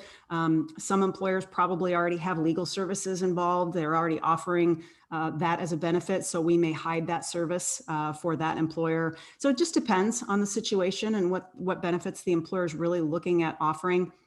But some of the services can be hidden if necessary. But we really want to bring this all together as really as an encouragement to attend one of the educational sessions virtually, really help people understand what is long-term care, what is the value that Your Care 360 brings and the value that you bring as an advisor. And should I buy insurance? We know that insurance isn't for everyone, but certainly the education around this topic is appropriate for everyone. So we really provide support all the way through. So helping just initially assess the situation, getting a census, doing a census analysis to really identify what's necessary, what products would be best to share with the employer, depending on the demographics and that sort of thing. You really, traditional long-term care insurance is not appropriate for everyone, and vice versa. Hybrid products don't fit every scenario either. So it's really important to take a look at what will fit the group the best. Really helping everybody sort through the paperwork, getting that all finalized. Implementation and client service is critical as well. And then, of course, communications plan. How do you get the message out? And I heard some conversation this morning about digital communications and things like that, all really critical and relevant. But at the same time, understanding that, who's your audience? If you're talking to a bunch of people who work on a factory floor, on a line, manufacturing, they're not all going to be in front of their computers all day. Some of them won't have emails, shocking in this day and age, but they don't. And so it's pretty amazing to see, the different things that you really need to be prepared to offer to different groups. It's no one size fits all. So you want to have lots of different options. Of course, once we get through all of that, the enrollment happens, but there's a pre-enrollment campaign strategy as well, really just starting to communicate not only the educational information that's available, some emails that will go out in advance, co-branded Your Care 360 website is launched, a short video with a leadership message. These days, employers are looking for ways to reach their employees. And if you've got even an employer group of 1,000 people, the CEO or the CFO or whomever leadership is at that organization doesn't have time to talk to everybody for 15 minutes. So our message to that leader is, what if you could say something to your employees in a 2 to 3 minute video, what would it be? So helping to deliver those messages, kind of pulling people together and pulling that whole organization together culturally is always a good way to announce a new benefit and get a message out there. So pre-enrollment campaign strategy is important as well. An enrollment campaign strategy that has lots of different touch points. You heard a little bit earlier today about, as I said, digital marketing, but you'll still have to use some direct mail. Shockingly, people are not using direct mail as often. So when somebody gets something in the mail these days, they're opening it more often. So we're seeing kind of a shift back toward our old school direct mail. And so we're using direct mail in all of our campaigns, in addition to email, additional intranet. So if a corporation has their own internal website or internal marketing, we use that as well. Communicating with managers and different levels of the organization to really get the message out there. We always use 3 to 5 emails. It's important to touch with the information and a little bit different message several different times. They're not going to see it once and say, oh, well, some of them will, but a lot of them won't. A lot of them need to see it a couple different times in order to engage. So the educational workshops and webinars, as I said, these days, almost everything is virtual, but we do accommodate employers who want someone live on their campus in their buildings to do those educational sessions. We use posters where appropriate. Lots of places don't like it. And opt-in text messaging is becoming popular. You won't find that every employer will agree to it, but it is something that's becoming more popular. We're also doing marketing and outreach on Facebook and other social media platforms. So it's really easy to engage people as they're already connected out there, and they're connected to friends and family and so on. So it's really easy to get the message out there through social media as well. We also have an annual new hire campaign strategy. So again, virtual, email blasts, year-round access to YourCare 360. That's a critical component, making sure that employers understand that this is something that's available to employees year-round. Even though the open enrollment or the special underwriting concessions are only available for a limited time, there is that platform will be available, because we never know when people will have a need for caregiving resources. So it's there and up 24/7. So there's information shared during core enrollment and educational webinars, again, on the benefit that's being offered, whether traditional or hybrid long-term care. And then we always deliver, if you're seeing videos over on the side, you might not be able to see this. It says case summary. We always deliver a case summary to the employer and the broker at the end of a case, just talking about, what worked, and if something did go wrong, what went wrong, and how we can fix it during the annual enrollment the following year. Just to give you some quick ideas of commission enrollment, these are actual cases that we have worked with brokers and employers. This is a faith-based organization. The enrollment was in 2018, but ongoing, there has been a lot of new premium coming in the door. Our broker splits are listed here. So this was the revenue total for the broker for this particular case since 2018. So there's a lot of activity and a lot of potential opportunity for long-term care sales, whether hybrid or traditional. This was a traditional LTC case. This one in the middle here is a hybrid. Higher education, actually, we started this one in 2019, and ongoing re-enrollments have gone on here as well.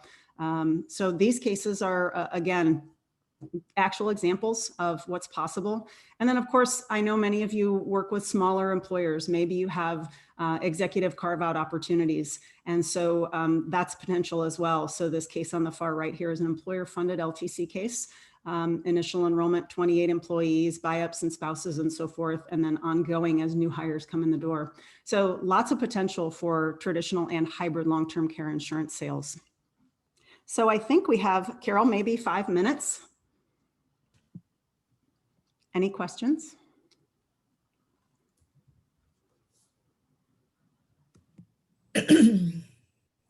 Okay, thank you, Denise. That was a lot of information. And I have to say, having worked with a PNC agency for some time, that when, when I look at what you are doing now compared to what we were doing years ago, it is incredible. But then that's what happens when you have someone who has been working in that area for a long period of time and is able to say, what exactly is the most helpful thing? So that's really one of our first questions. Mm-hmm. They'd like to know of the offering. Do the employers usually want to talk about the add-on, like the 360 care program, or do they really want to talk about all the different levels that you can create within one company, even a smaller company? So we're finding that YourCare 360 is kind of getting the door open. And after that conversation, it leads to, well, what can I actually do? Understanding that, if they want to do a carve out, it has to be by class. It can't be by, age or anything else. So it's really, we look at the census, we do a census analysis and break it up by age group, by male, female, married, what states do they live in, and really identify what the best product will be and the best approach for that particular group. Oftentimes we're telling small employers, look, in order to get any underwriting concessions, you're going to need to do an employer contribution. You're not going to need to pay for X amount of people in order to get a simplified underwriting offer. Well, I think for a lot of us, we consider that one of the important aspects of creating a lot of coverage for middle America. So many people actually look to their employer for their benefits. And as far as those benefits, how is the payroll deduction handled? Well, for most employers, they obviously have to have a payroll slot, but the carriers in most cases will do the payroll deduction. They will provide the list bill, and the payroll deduction would need to be set up at the employer. Some carriers, Trustmark, for instance, has list billing and payroll deduction capability, kind of like a TPA service. So it really depends on the carrier who you're talking to, but payroll deduction is popular. But I will say that most carriers, with the exception of the hybrid carriers generally don't. They want payroll deduction. That's usually a requirement. But the traditional carriers often will say payroll deduction is not required, and you can do a direct bill. So for the most part, Worksite, working with Axia Partners, you're willing, this is their question, to adjust pretty much to whatever the employer's situation is. What do you do if, frankly, it isn't really a good case? We've told people no before. There's been situations, a good example would be a manufacturing setting with really high turnover. Not often though, because a lot of the hybrid products these days can be structured so that they're very affordable.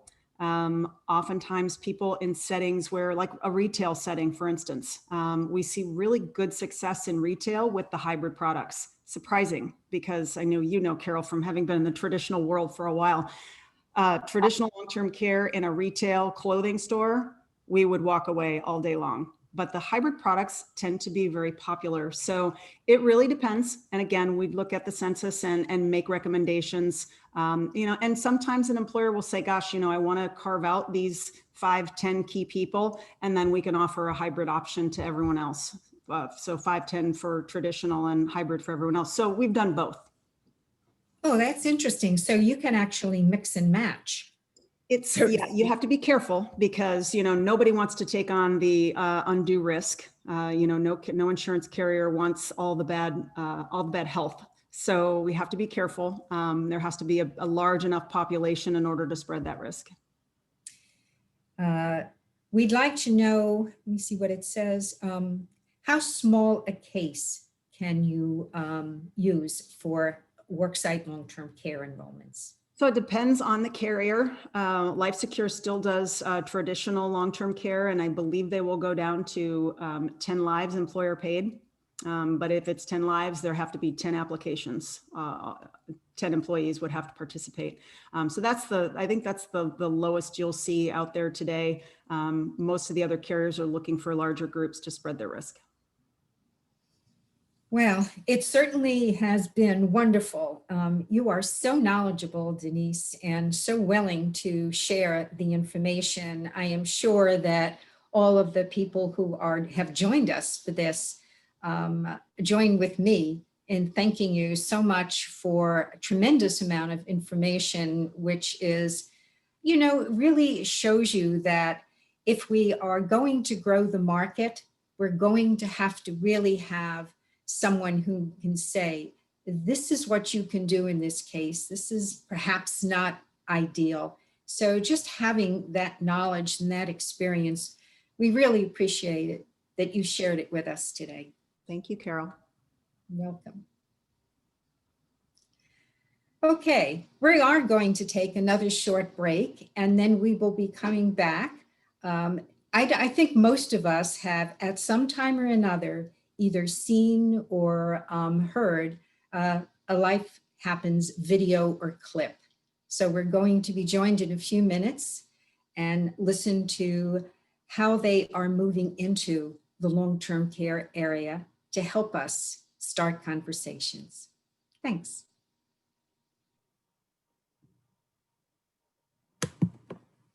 Welcome back, everybody. And thanks for joining us. You know, over the years, I think the majority of us have either seen or enjoyed a story from a video or a clip put out by Life Happens. We're very pleased to have John Vogely, Agency Vice President at Country Financial and Chair of Life Happens, with us today.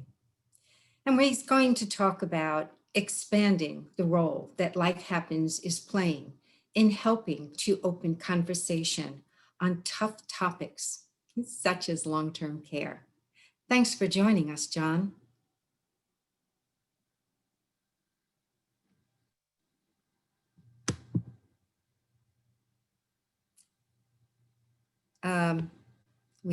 We aren't hearing John.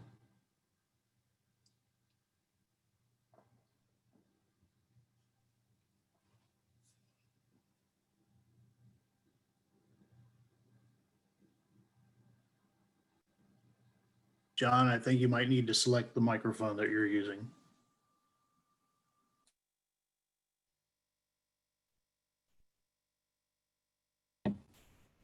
There we go. Nope.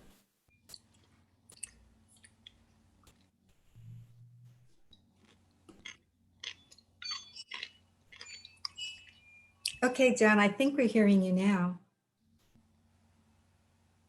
John?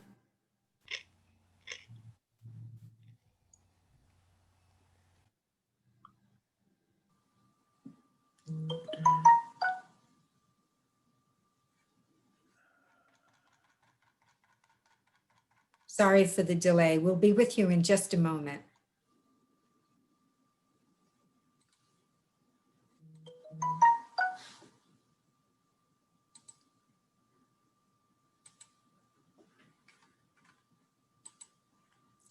Well, while we wait a few minutes, let me just say that I hope that all of you are enjoying this first Impact Week, LTC. I think it's exciting for us, and it's the first one of what we hope will be an annual presentation each year. We'll be looking for your feedback and your ideas as well. So feel free to reach out to me at any time and let me know what you would like to see going forward. Meanwhile, I hope if you have any questions, you will also feel free to send them in to us, and we will be sure to get some direct contact to get you some answers. Let's see, I don't see John up yet. Hopefully it'll just be another minute. We did actually do a practice this morning, and John is traveling. So that is probably the reason why there's this little bit of a delay. So maybe just another glass of water, a cup of coffee, stretch, and we'll be with you in a minute.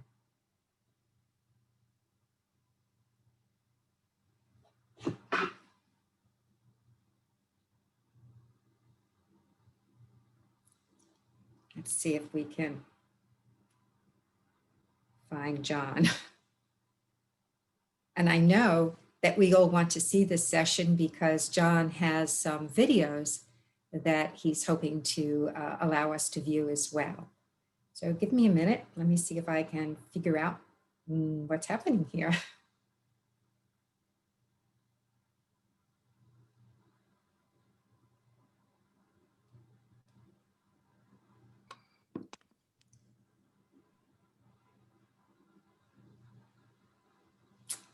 Thank you, Bill.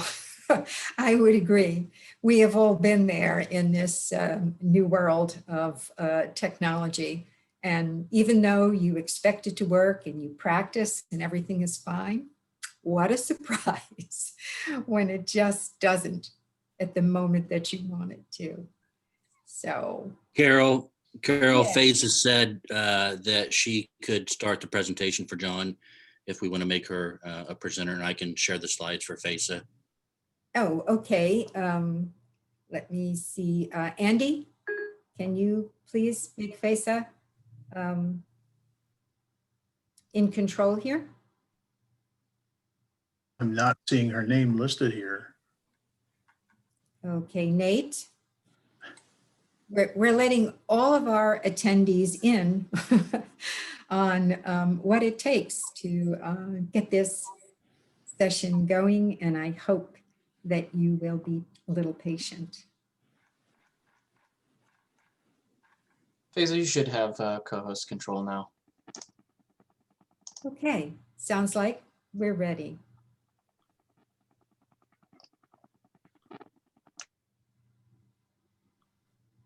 Hi, everyone. Can you hear me now? We can hear you now. Okay, great. Sorry, I don't know where John Vogely is, but if he's on the road, he's probably in the middle of the US, and don't expect him to have the best of service when he's traveling. So I'll just start off. My name is Faisa Stafford. I'm the president and CEO of Life Happens. And I'm going to do this a little blind because I don't really know which slide. And Brandon, and maybe you can help me if you can actually run the slides for me, since I am doing this on a cell and also traveling as well. Yep, I'm going to start the slides right now. That'd be great.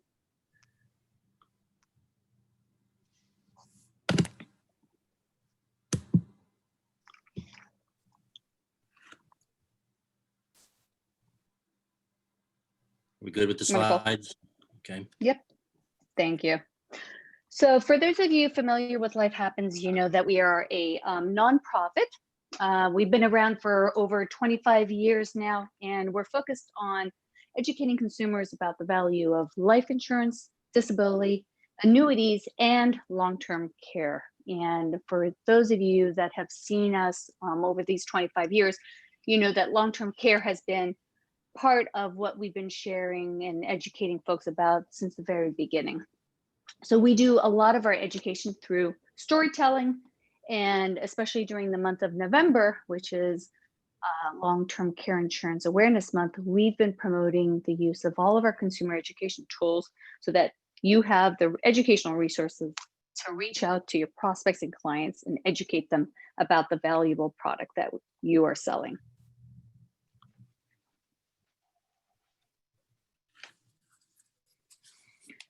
So we know that during this year 2020, I was telling somebody else this, that 2020 is a year where the unexpected has happened, and it has its own timeline.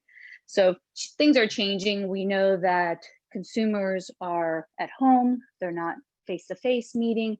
You're also reaching them via Zoom and online communications. And what we've created is a library of content that allows you to leverage this new digital marketing that is more prevalent than it ever has been before. And this content is available to you anytime during the year, not just during the month of November.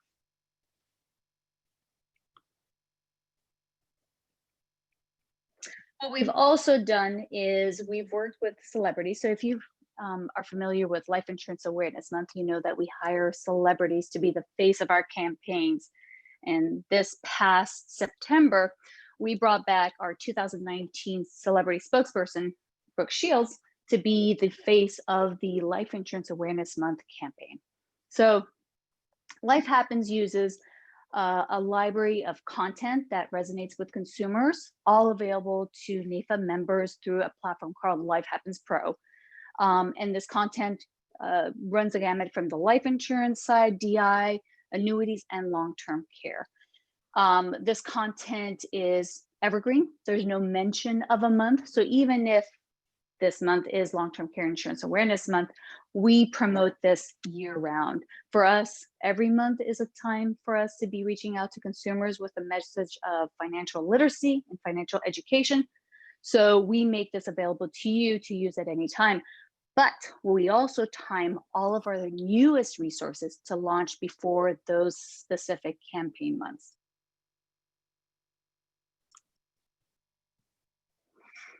We also do a lot of consumer research here at Life Happens. And when COVID hit in March, when we finally came to the conclusion that it wasn't going away, that it wasn't just staying international and not hitting the US borders, but it was actually coming into the US, we went back and did some new research with consumers because we noticed it was affecting the public in general, and specifically around financial matters. And so we did a survey in May called the Tough Talks During COVID-19.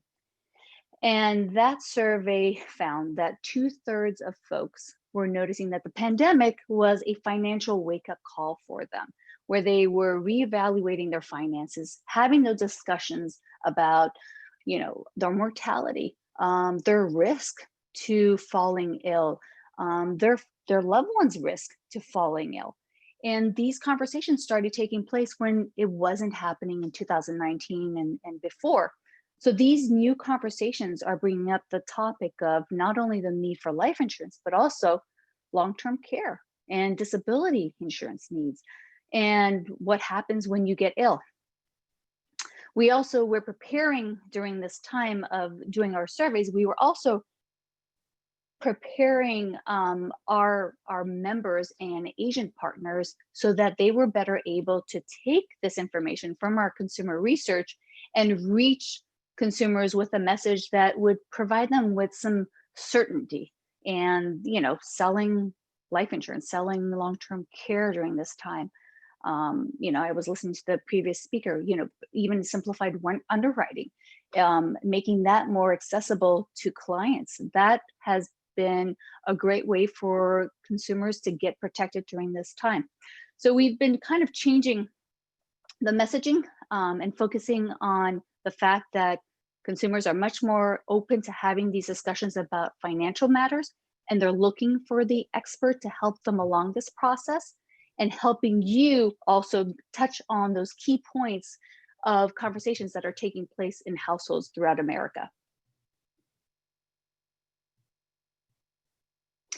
And I'll just show you one quick video real quick. When I talked about all of the consumer education tools that we have a few videos that are 101, really short snapshots about the different insurance products, but we have here our long-term care video that you can share with clients. You can forward this. It's on our YouTube channel. It's also embeddable from our Life Happens Pro platform, but a great way to just start the conversation so that your prospects and clients understand the value of this product. Nate, can you hit play? You've worked hard. You've got a great life to show for it, and you've set money for your retirement. But sometimes life happens. You get in an accident or develop an illness that makes it impossible for you to care for yourself for an extended period of time. And then what? Who would take care of you? And how would you pay for that care? Wouldn't you like to know? You can with long-term care insurance. Having long-term care insurance means that you can get the high-quality care you need in the setting of your choice, maintain your independence, and relieve the financial and caregiving burdens from your family. Most people don't realize that there's a 70% chance you will need some type of long-term care after 65, and it can be expensive. A home health aide costs around $20 per hour. That's like hiring a full-time employee at $42,000 a year. And a private nursing home can range from $80,000 to $100,000 a year.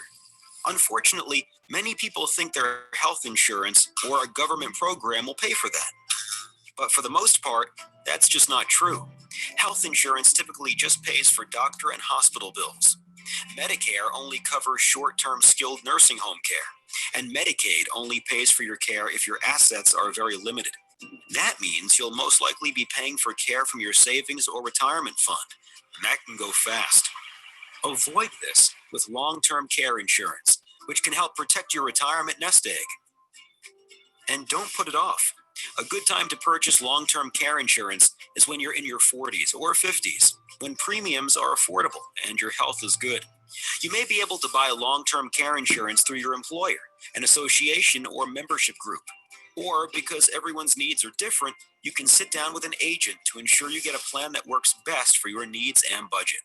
You have dreams of living a full life. Don't risk spending your money on anything else. Life happens. That's why there's long-term care insurance. Learn more today at lifehappens.org.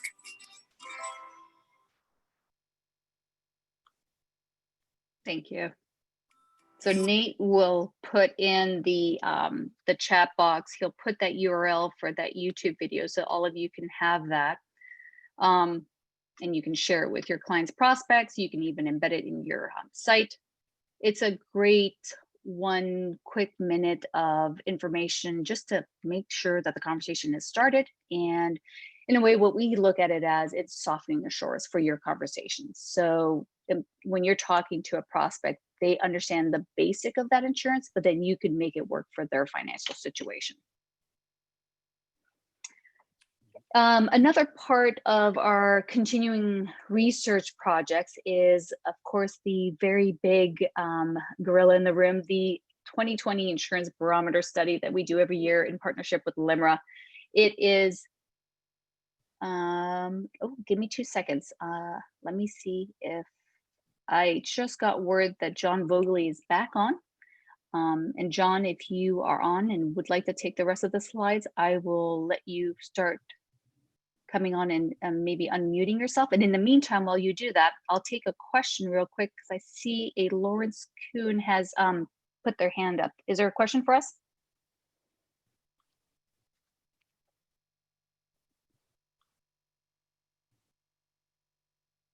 And if you do have a question, Lawrence, you can just put it in the chat box and we'll look at that afterwards as well.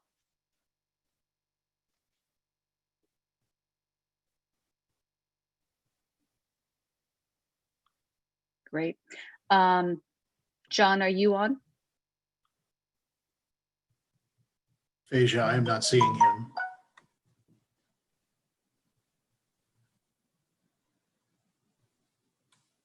I'm not seeing him at the moment, Phasia.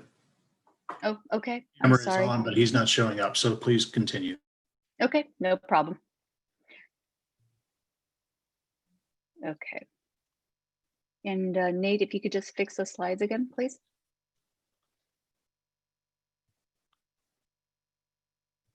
So that I can actually see only one slide.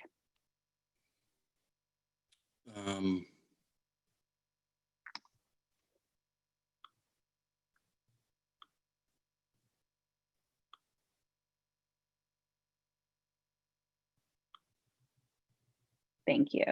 Great. So as I mentioned, all of this content in the video, we'll put in a message on the chat feature so that you can actually go and start using this content. And I will say that over the past few years, although we've been supporting all of your LTCI efforts, we've also been moving along with the times as well. So, you know, talking about it as a hybrid or a rider on a life insurance policy. We've been accommodating how this product has developed over the years and how consumers are viewing it and how you're also selling it. But all of these changes have also meant that the way that we message our consumer content has shifted. So the very latest is always available at lifehappens.org. We have a whole section about LTCI that is consumer facing. And then if you're trying to access this content so that you can then be promoting it to sending it via email, using it on social media or embedding it on your personal agency website, you can download all of this from lifehappenspro.org. And let me show you a little bit of what is new this year. So the very favorite of all agents is our social media calendar. And this is a calendar whereby we give you 30 days, maybe a few more days of pre-written social media graphics and content and text. Literally, it's as simple as copy and paste. If you want to make it that simple, we do all the legwork. We have the copy. It is extremely generic and it is focused and it comes from a voice of a third party. So a lot of it is using our Life Happens educational content or social media graphic. It will direct folks to either our LTCI information on our consumer site so that they can get a basic overview of the insurance product that you're directing them to. But we give you this all so that you can make it work for yourself. So you can edit the links, you can change the copy itself. If you want to direct folks to your own website and a specific page on your website and how they can contact you, you can do so, but we put in all the work for you. And then again, social media is a big push of ours at Life Happens. We have a ton of social graphics. We use the best practices. That means that we apply whatever algorithms are in place for Facebook, Twitter, LinkedIn, even Instagram. We apply that to the social media graphics so that they have the best effect on those different social media platforms. So if there is a specific amount of text to blank space ratio that is needed, we apply that to the graphics so that you will be at the top of those news feeds when your clients, your prospects are going onto their social platforms. And a lot of our best in class social graphics, the ones that have the most engagement, meaning likes, shares, comments, you'll notice always seem to have stats and figures. If this is the only thing that you take from this conversation, it is that figures will always draw engagement. If you've got a number behind a trend or a stat about long-term care effects in the economy or in your communities, that's always going to draw engagement. And that means more people are looking at your posts, more people are interested in talking to you and potentially buying this product from you. And then I mentioned this at the beginning of the presentation, is that we use a lot of real life stories to make these stories more real to consumers. If you're familiar with Life Happens, our biggest program is the Real Life Stories program. And that program ties all of these insurance products to a story, a real story in a community where that product helped when it was needed. So for long-term care, we have these stories of Lizette over to the right is a great story. Her husband needed long-term care and she had a great policy. He was able to have home care. He stayed with the family for many, many years and was able to see his children grow up at home. And these are the stories that you want to be sharing with folks. And the great part is that we have such a collection of these stories that you can always find a story that will resonate to a client that you're meeting with. So they can see themselves reflected in these stories, and it will just drive home the importance of, what if this happened to us in our family? And these are all available with videos, flyers, social media graphics. They're usually a library of each of those stories. So whatever platform you're using with, even if you want to go old school, you can print those off and send those off. And then lastly, we also have a brand new What You Need to Know About Long-Term Care Insurance brochure. Now, this was redone, I'd say within the last 6 weeks. So everything that has been changing about long-term care has been incorporated in that. We worked with quite a few carriers and advisors to get their input to make sure that that brochure makes sense for today's world, and especially how life insurance, long-term care is sold in today's world. So this is another piece that's great. It's a good overview, maybe tying this with the 101 long-term care video allows your prospects to better understand the product and then for you to fill in the blanks later. And we also, I mentioned about our consumer website. If you're looking to send folks off to a third party, and especially us being a nonprofit, your best bet is to send them to lifehappens.org, send them to our long-term care insurance section of our consumer site. That will provide them, again, with the basics. They'll even see the What You Need to Know About Long-Term Care Insurance brochure, as well as the video.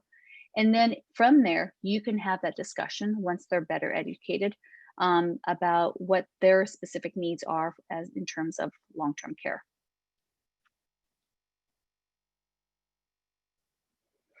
And I mentioned that all of this content is being hosted in a digital library of sorts. It's called the Life Happens Pro website. So if you're looking to get your hands on all of this new social media graphics, the videos, the brand new brochure, so that you can go in and start sending that off to clients, you can go to lifehappenspro.org. And all NAIFA members get a 20% discount by using the NAIFA 20 code when you sign up. So just make sure you use that. You also get 2 free weeks of a free trial. So go in, set up your free trial, start using it now, especially now that we're in the 2nd week of long-term care insurance month. Now is the time to start talking to your clients about this great product. And especially in today's market where consumers are very much aware of risks, and especially one where their retirements are in jeopardy.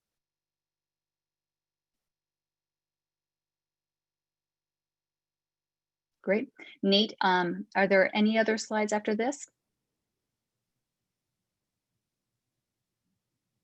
Yeah, we're moving into Liam, if we're going to share about Liam and a Liam video after this. Yeah. Okay. And do you want to take Liam? Sure. Okay, great. So I'll let Nate McGrath, our AVP at Life Happens, talk about Life Insurance Awareness Month. And as I mentioned earlier, Life Insurance Awareness Month, Long-Term Care Insurance Awareness Month, DM, Disability Insurance Awareness Month. They're not just a 1-month adventure for us that comes and goes. It's literally a year-round initiative. So every month is Liam, every month is LTCM. And I'll let Nate talk a little bit about, and life happens year round, exactly. I'll let Nate talk about Life Insurance Awareness Month so you can understand what's still available for you to be using even today. Yeah, this year with the pandemic was obviously different and a game changer for everybody. What we found out talking to our carriers and our partners earlier than usual was that the time for life insurance awareness was right now, as in pre-September. Usually it's done all September long, but they wanted to get the message out before September during the pandemic in the early stages, because they knew people were talking about finances and those important issues for their families. So with that, we worked with our public relations firm in getting the message out sooner than usual for Liam, as in more of a all year long approach instead of just for September. I'll play a really quick Liam recap video, which shows some of our success from this year with some amazing stats and figures in it.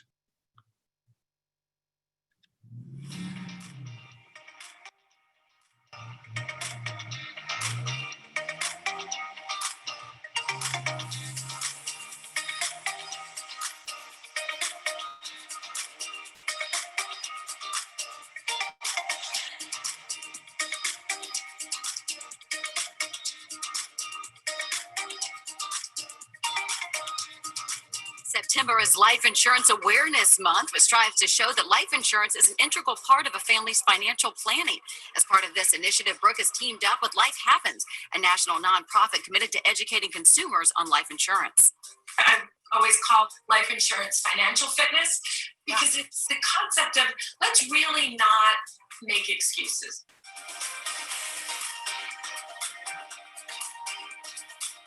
And I'm protecting their future with life insurance.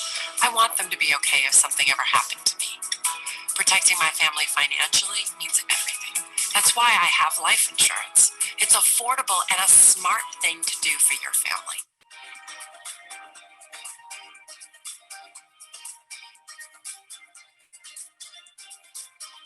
We're all looking for ways to make sure our families would be okay financially if something happened to us.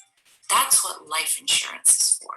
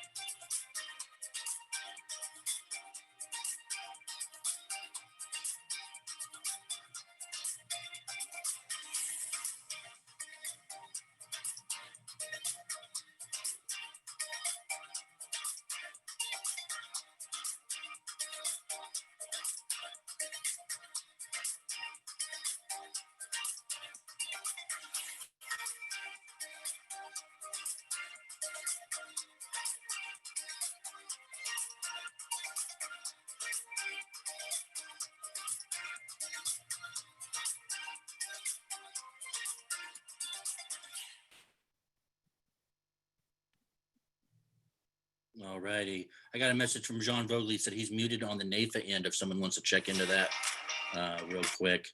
Again, some of the stats from that video: 26 pieces of mainstream coverage in different types of publications, 9 phone and written interviews with Brooke, 14 quotes from our partner Brooke Shields on life insurance, and 2.6 billion impressions from secured coverage. Especially proud of that being probably the biggest Liam ever as far as our numbers. Talking about Life Happens Pro, we made over 150 new Liam resources available for agents and our partners in Life Happens Pro. And we did a record number of customized pieces for carriers. They can have anything from custom colors to custom content made for them. The largest number ever that we've done. So a tremendous output for our partners and a tremendous need for custom content with Brooke.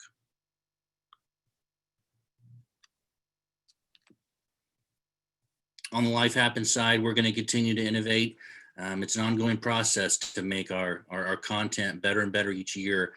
We want to make campaigns that resonate with consumers for our partners. So more families are financially literate and protected. That goes well with our mission statements as a nonprofit and the way that we help our partners and producers. We want to make more and more content better than ever. We also want to stay at the forefront of technology, making Life Happens Pro faster and better so our partners' marketing can be even better and excel. We want to utilize consumer-facing programs like our Life Lessons Scholarship program you may have heard of, and our upcoming COVID-19 Relief Scholarship. Both are for college-age students to get help and funding from our carriers, where we do all the legwork for these scholarships. And these students who have had little or no life insurance can go to school and achieve their dreams of a continued education. You can see more lifehappens.org/COVID-19 relief about that program. We want to provide more value to our members through our webinars and our blog posts that educate important industry issues such as disability insurance, LTC, and life insurance.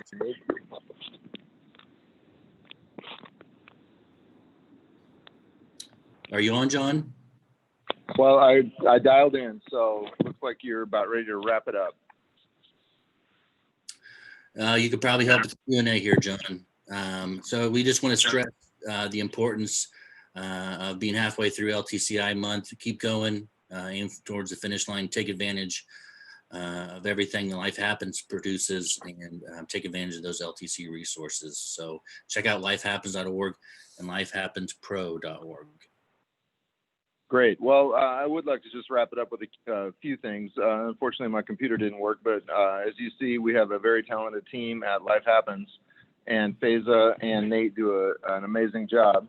And I would like to just say that long-term care is very, very important to an estate. If any of you are out there thinking about getting in the business, this is real life. My father went through it about 3 months ago, and he did not have long-term care insurance because, unfortunately, when I got in the business, he was not as healthy as the underwriters expect.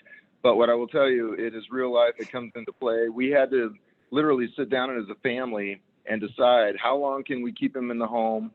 How long can my mom help take care of him? Are we going to get some help in here? My dad was a veteran, and today is the Marines anniversary. The VA paid for in-home care, but they would not pay for any kind of hospice outside of home. So those questions are real. If you do have a savings or an estate, they will make you sell the house. They will buy down your estate to nothing. Long-term care expenses are horrendous. And if someone has a little bit of a life savings or even a big one, it can eat it up in a very, very short period of time.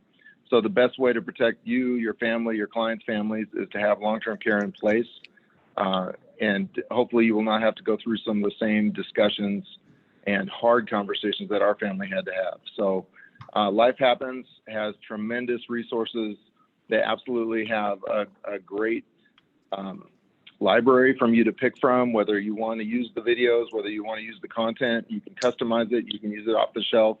And don't forget that any NAPA member has the deepest discount that we offer any other association. So you still got a few months left.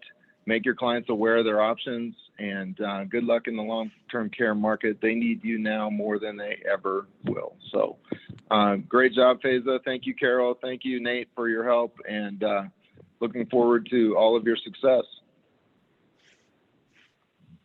Well, thank you so much, John, Faiza, and Nate. This was wonderful. I think we all appreciate that what John experienced in his family is unfortunately what so many families who don't have coverage may experience in the future. But they have you, and you are here. You are getting more and more educated. We're learning more and more about the tools and the other things that are available to help you to help them. So I think that you will agree with me that that's a wrap for today. And it was inspiring, informational, and I hope you walk away with some ideas of a new way to approach things. As Bill Nash had mentioned, we have the ability to go back to clients who we haven't spoken to this about, who we haven't spoken to about long-term care. But now with COVID, it's a reason to go into that conversation. And you have a lot of the videos and other resources like From Life Happens that can help you. So I hope that you will join us tomorrow and that you will enjoy the fact that tomorrow we're going to kick off talking about the hybrid marketplace, which is kind of what we saw with Life Happens, life and long-term care. So in some cases, they truly do fit together. And that would be for our first session tomorrow, followed by a session about who will lead the long-term care efforts in the post-election era. And tomorrow, as John also mentioned, is Veterans Day. And we have an expert who will answer questions that your clients may have or be asking you about. How does this work with Medicare? And then we will wrap up the day with a look at insurers who do want to add some of these wellness initiatives, etc. Are there stumbling blocks? Are there particularly odious laws and regulations that are in place that they have to go and figure out a way to work within that in order to add those things that we feel would really make a difference? So we have a minute left that I can give back to you for your day, but I hope very much to see you tomorrow. And I want to thank all of our presenters, our NAPA staff, our audience, you, for joining us today. We look forward to seeing you tomorrow. Thank you.